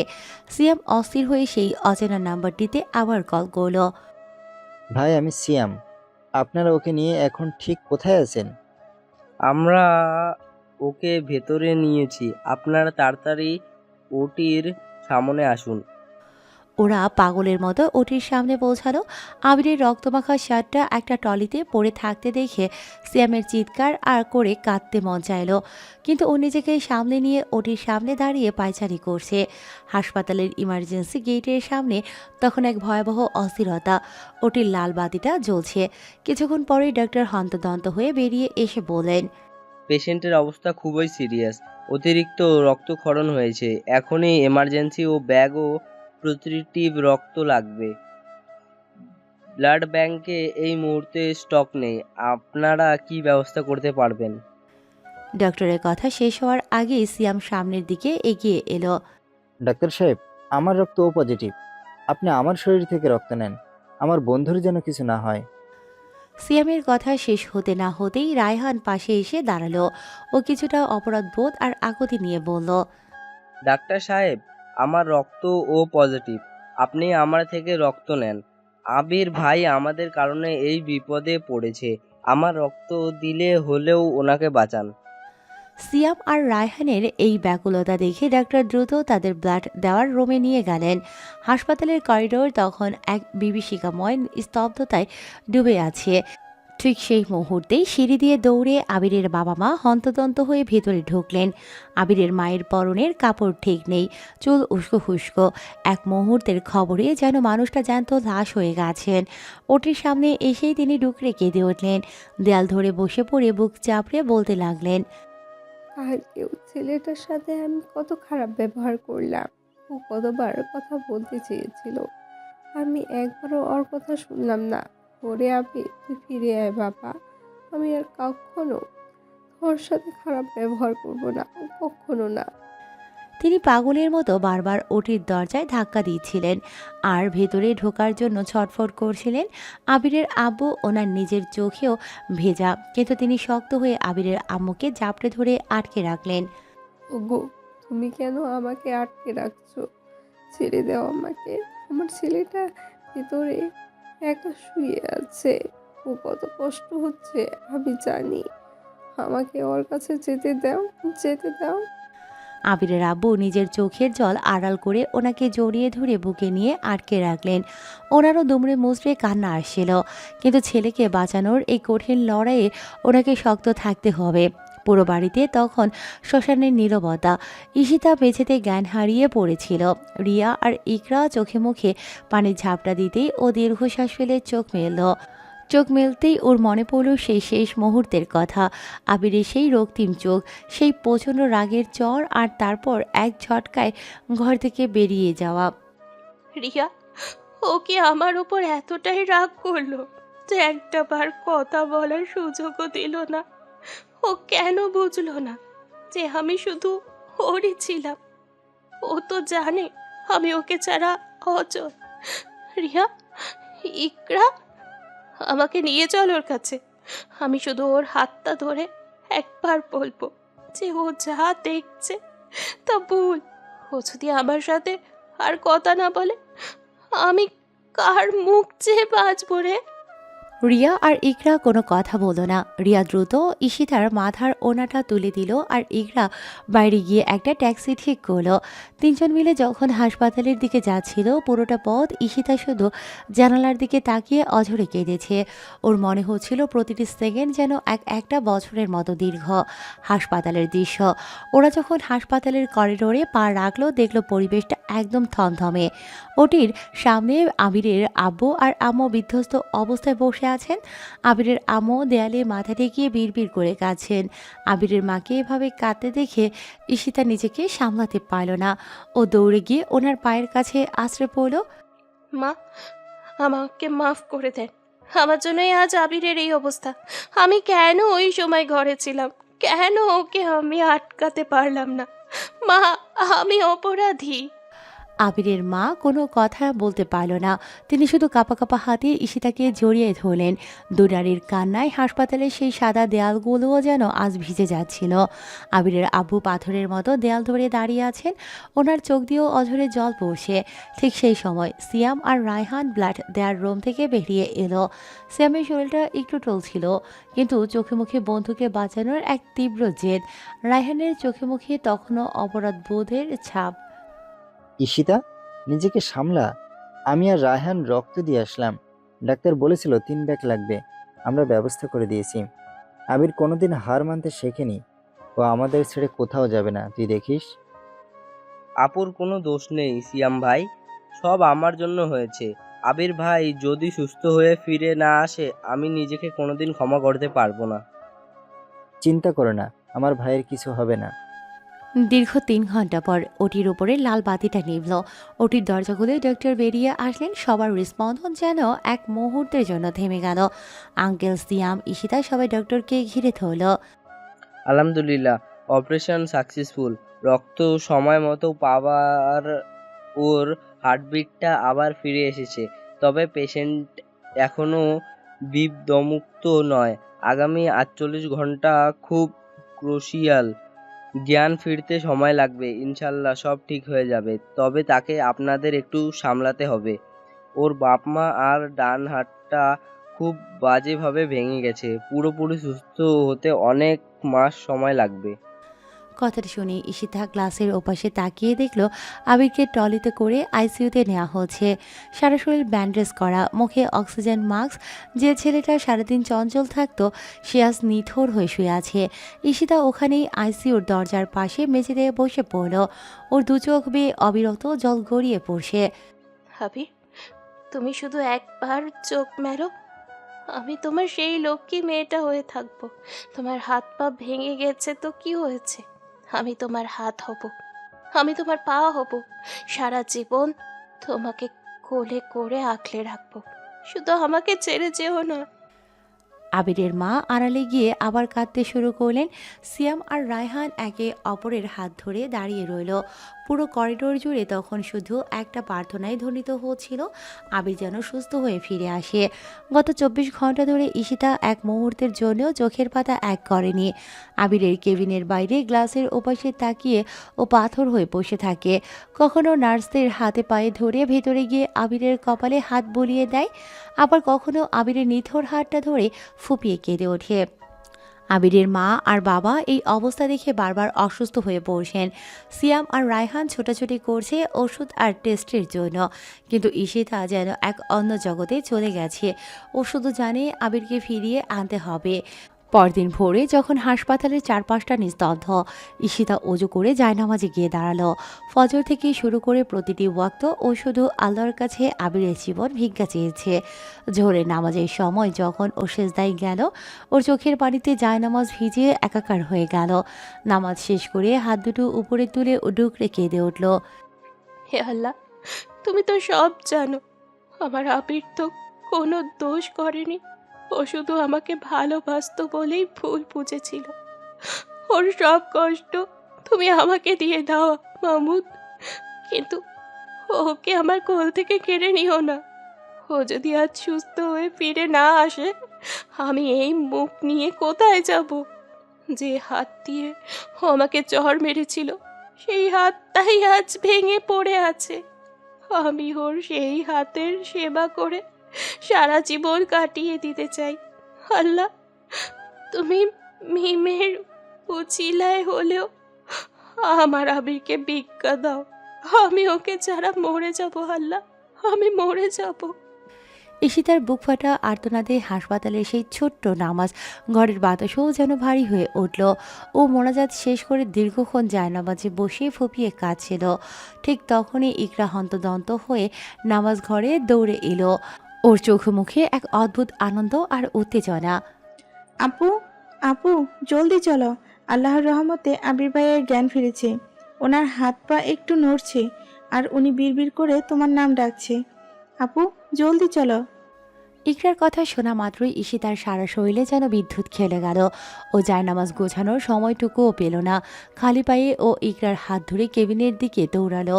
ওর মনে হলো আল্লাহ আজ ওর মোনাজাত কবুল করেছেন। আমি তখন খুব তীক্ষ্ণভাবে চোখ মেলে তাকানোর চেষ্টা করছিলাম। সারা শরীর প্রচন্ড যন্ত্রণা, কিন্তু সেই যন্ত্রণার চেয়েও কালকের ওই দৃশ্যটা আমার কলিজার তীরের মতো বিচ্ছিল। চোখের সামনে বারবার ভাসছে ঈশিতা ওই রায়হানের ঠোঁটের কত কাছে। আমি তো নিজের চোখে দেখলাম ওরা কিস করছে। ওই নোংরা দৃশ্যটা মনে পড়তেই আমার গা গুলিয়ে উঠলো। তুমি তুমি আমাকে কোন সাহসে এসেছো? নিজের চরিত্র তো কালকে দেখিয়ে দিয়েছো। সিয়াম, ওকে এখান থেকে বের কর। আমি এই নষ্ট মেয়ের মুখ আর দেখতে পারছি না। এই রায়হানের সাথে যা করছিলে, তারপর আমার সামনে দাঁড়াতে লজ্জা করছে না তোমার? ঈশিতা এতক্ষণ ফুপিয়ে কাঁদছিল, কিন্তু আমার এই নষ্ট মেয়ে আর চরিত্র নিয়ে কথা শোনার পর ও যেন হুট করে জ্বলে উঠলো। ও দু হাতে চোখের জল মুছে এক কদম এগিয়ে এসে সরাসরি আমার চোখের দিকে তাকিয়ে এমন এক ধমক দিল যে আমার কলিজা কেঁপে উঠলো। একদম চুপ, একদম আর একটা নোংরা কথা বলবে না। অনেক নাটক করেছো, আর একটা কথা বললে চর মেরে তোমার সব কটা দাঁত আমি ভেঙে ফেলবো। হাত পা তো ভেঙেছো, এখন কি দাঁতগুলো খোয়াতে চাও? আমি একদম ভ্যাবাচাকে খেয়ে গেলাম। ব্যথার মাঝেও আমি ফ্যাল ফ্যাল করে ওর দিকে তাকিয়ে রইলাম। ঈশিতা এবার চিৎকার করে বলতে শুরু করলো, তুমি নিজেকে কি ভাবো? হ্যাঁ, যা দূর থেকে দেখবে সেটাই সত্যি? তোমার মনে হচ্ছে আমরা কিস করছিলাম, তাই না? আরে অন্ধ, রায়হান আমার মামাতো ভাই, ও আমার ছোট হয়। ওর চোখে ময়লা পড়েছিল বলে আমি খুব কাছ থেকে ফু দিয়ে পরিষ্কার করে দিচ্ছিলাম, আর তুমি সেটাকে কিস ভেবে আমাকে চর মেরে রাস্তায় গিয়ে মরতে বসলে। আরে একটাবারও কি তোমার মনে হলো না যে হেই ঈশিতা তোমাকে কতটা ভালোবাসে? তোমার রুচিতে বাঁধলো না আমাকে এভাবে অপমান করতে? কথাটা শোনার পর আমার মাথায় যেন আকাশ ভেঙে পড়লো। মুহূর্তেই আমার সব রাগ আর ঘৃণা উবে গিয়ে মুখটা ফ্যাকাশে হয়ে গেল। নিজের এত বড় ভুলটা বুঝতে পেরে আমি অপরাধীর মতো তাকালাম। কিন্তু রায়হান যে তোমার ভাই আর তুমি ফু দিচ্ছিলে, আমি তো ভেবেছিলাম। আমি এসব কিছুই জানতাম না ঈশিতা। তুমি জানবে কোত্থেকে? তুমি কি আমাকে বলতে দিয়েছিলে? যখনই কথা বলতে গেছি তুমি সস্তা মানুষের মতো অবহেলা করে মুখ ফিরিয়ে নিয়েছো। তোমার জেদ আর ইগো এতই বড় ছিল যে আমাকে একটা বারও বিশ্বাস করলে না। ঈশিতা আর নিজেকে সামলাতে পারলো না। ও হো হো করে কেঁদে দিয়ে আমার বিছানায় একপাশে বসে পড়লো। আমার ভেতরের সব জেদ আর অভিমান মধ্যেই জল হয়ে গেল। আমি আমার সুস্থ হাতটা বাড়িয়ে ও শক্ত করে হাতটা ধরলাম। ঈশিতা, আমার কাছে এসো। এ পাগলি, আর কেঁদো না। আমি সত্যি অন্ধ হয়ে গিয়েছিলাম। রাগের মাথায় তোমাকে কত বড় কথা বলে ফেললাম। আমাকে মাফ করে দাও। আমি এক হাত দিয়ে ঈশিতাকে টেনে নিজের বুকের কাছে নিয়ে এলাম। ঈশিতা আমার বুকে মাথা রেখে শান্ত হলো। ওর চোখের জল তখন আমার গায়ের চাদর ভেজা ছিল। কিছুক্ষণ নীরব থাকার পর ও মুখ তুলে আমার দিকে তাকালো। ওর চোখগুলো তখনও লাল হয়ে আছে। আমাকে আর কখনো এভাবে অবহেলা করবে না তো? আর কখনো আমাকে ভুল বুঝে দূরে ঠেলে দেবে না তো? তুমি জানো না এই কয়েকটা দিন আমি কিভাবে মরে মরে বেঁচে আছি। আমি ওর কপালে আলতো করে একটা চুমু খেলাম। ওর হাতটা শক্ত করে ধরে বললাম, কখনো না। মরে গেলেও আর তোমাকে অবহেলা করার সাহস পাবো না। তোমাকে হারানোর ভয়টা আজ আমি হার বুঝেছি। তুমি না থাকলে এই আমিটা তো জ্যান্ত লাশ। ঠিক সেই মুহূর্তে দরজার আড়াল থেকে একটা সজোর কাশির শব্দ শোনা গেল। আমরা দুজনে চমকে তাকালাম। দেখলাম সিয়াম আর রায়হান দরজায় হেলান দিয়ে দাঁড়িয়ে দাঁত বের করে হাসছে। রোমান্স কি শেষ হয়েছে, নাকি আমরা আরো কিছুক্ষণ বাইরে দাঁড়িয়ে থাকবো? এখন কি আমরা ভেতরে আসতে পারি? সিয়ামের কথা শুনে ঈশিতা লজ্জায় লাল হয়ে গেল এবং তাড়াতাড়ি আমার বুক থেকে সরে বসলো। এরপর আমার আব্বু আর আম্মু কেবিনে ঢুকলেন। আমার চোখে তখনও জল, কিন্তু মুখে এক চিলতে হাসি। তিনি আমার কাছে এসে আমার মাথায় হাত বুলিয়ে দিতে লাগলেন। বাবা, তুই সুস্থ হয়ে আমাদের মাঝে ফিরে এসেছিস, এটাই আমাদের সবচাইতে বড় পাওয়া। আর কখনো এমন পাগলামি করিস না। আব্বু পাশে দাঁড়িয়ে শুধু আমার কাঁধে হাত রাখলেন। ওনার সেই নীরব স্পর্শেই আমি অনেক কথা বুঝে নিলাম। ঠিক তখন রায়হান আর ইকরার সামনে এগিয়ে এলো। রায়হানের মাথাটা নিচু হয়েছিল। আবির ভাই, আমাকে মাফ করে দেন। আমার জন্য এই সবটা শুরু হয়েছিল, সেটার জন্য আমি সত্যি লজ্জিত। প্লিজ ভাই, মাফ করে দেন। ভাইয়া, আমিও মাফ চাইছি। কালকে রাগের মাথায় অনেক কিছু বলে ফেলেছিলাম। প্লিজ কিছু মনে করবেন না। আমি হাসলাম। ওদের দুজনকে কাছে ডেকে বললাম, আরে ধুর, তোমরা তো ছোট, ভাই বোনের মধ্যে এমন হয়, তোমাদের কোনো দোষ নেই, দোষ সব আমার এই রাগী মাথার। পরিবেশটা এক মুহূর্তেই খুব সুন্দর আর আনন্দময় হয়ে উঠলো। সবার মুখে হাসি দেখে আমার সব শারীরিক যন্ত্রণা যেন উধাও হয়ে গেল। কিছুদিন পর হাসপাতালের সেই যন্ত্রণাময় দিনগুলো শেষ হলো। ডাক্তারদের সবুজ সংকেত পাওয়ার পর আজ আমাকে বাসায় নিয়ে যাওয়া হচ্ছে। হুইল চেয়ারে করে যখন হাসপাতালের করিডোর দিয়ে যাচ্ছিলাম, তখন আমার এক পাশে সীতা আর অন্য পাশে বন্ধুরা। বাসার গেটে পৌঁছানোর পর দেখলাম আম্মু আর রিয়া বরণ করার জন্য দাঁড়িয়ে আছে। নিজের ঘরে ফেরার পর মনে হলো পৃথিবীটা কত সুন্দর। আব্বু আম্মুর আদর, বন্ধুদের আড্ডা, আর সবচেয়ে বড় কথা ঈশিতার সেই নাছোড়বান্ধা ভালোবাসা। আমি বুঝে নিলাম আগামী দিনগুলো অনেক বেশি সুন্দর হতে চলেছে।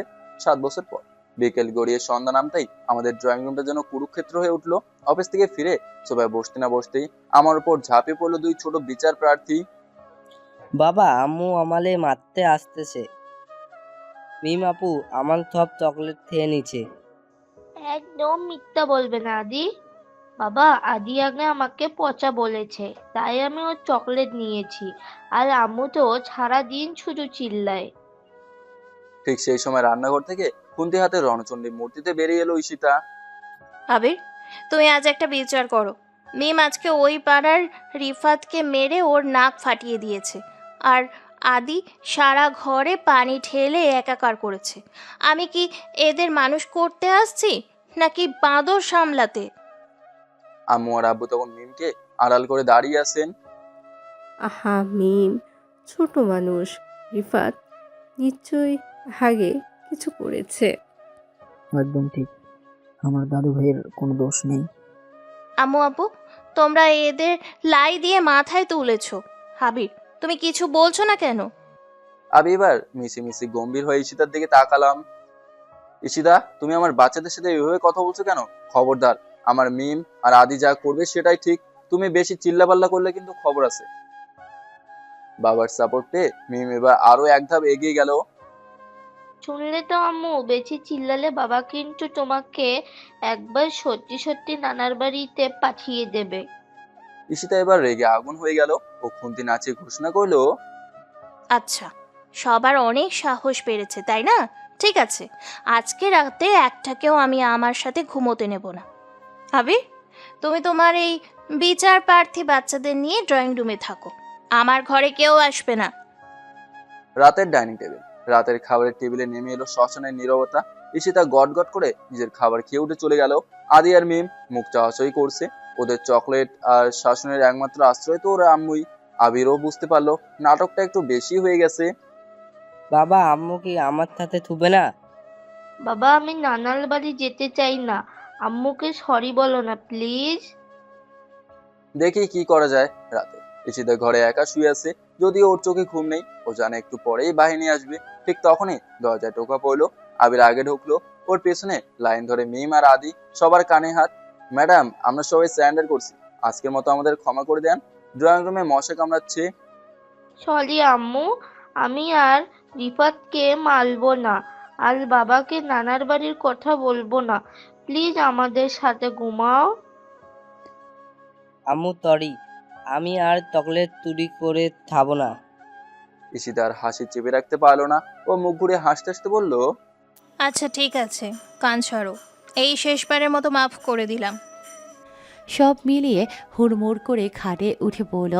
আদি আর মিমকে দুই পাশে নিয়ে মাঝখানে ঈশিতা আর আবির। আবির ঈশিতার চোখের দিকে তাকিয়ে একটা মুচকি হাসি দিল, যা দেখে ঈশিতাও মুচকি হাসলো। গভীর রাত, পুরো বাড়ি এখন শান্ত। জানালার বাইরে চাঁদের আলো এসে ঘরের মেঝেতে লুটিয়ে পড়ছে। খাটের মাঝখানে আদি আর মিমকে জড়িয়ে ধরে আবির আর ঈশিতা শান্তিতে ঘুমোচ্ছে। ওদের মুখে এক চিলতে প্রশান্তির হাসি, যেন পৃথিবীর সব ঝড় ঝাপটা পেরিয়ে ওরা আজ এক নিরাপদ আশ্রয়ে। ঠিক সেই সময়ে ঘরের এক কোণায় চাঁদের আবছা আলোয় একটা অবয়ব ফুটে উঠল। খুব চেনা সেই অবয়ব, সেই মায়াবী মুখ। সে হলো মিম, যে মিমকে ভালোবেসে আবির একদিন সব হারিয়ে ফেলার ভয় পেয়েছিল। যে মিম আজ এই পৃথিবীতে নেই, কিন্তু সে হারিয়েও যায়নি। মিম খুব ধীর পায়ে খাটের পাশে এসে দাঁড়ালো। ও একবার ওর আদরের ছোট্ট মিমকে দেখল, তারপর ছোট্ট আদি, আর অবশেষে ওর প্রাণের চেয়ে প্রিয় আবির আর ঈশিতাকে দেখল। ওদের এই সুন্দর সাজানো সংসার, এই মায়া আর খুনসুটি দেখে মিমের ঠোঁটের কোণে এক স্বর্গীয় হাসি ফুটে উঠল। ওর কাজ শেষ। ও চেয়েছিল আবির আর ঈশিতা যেন সারা জীবন এভাবেই একে অপরকে আগলে রাখে। আজ ওদের খুশিতে দেখে মিমের আত্মা যেন শান্ত হলো। ও দূর থেকে হাত বাড়িয়ে ওদের একবার অদৃশ্য ভালোবাসা জানালো। ধীরে ধীরে মিমের অবয়বটা চাঁদের আলোয় মিলিয়ে যেতে লাগলো। শুধু থেকে গেল ওর সেই তৃপ্তির হাসিটা। ও দূর থেকে হাসে, কারণ ও জানে ওর প্রিয় মানুষগুলো আজ আর একা নেই। ওরা একে অপরের পরম বন্ধু হয়ে বেঁচে আছে।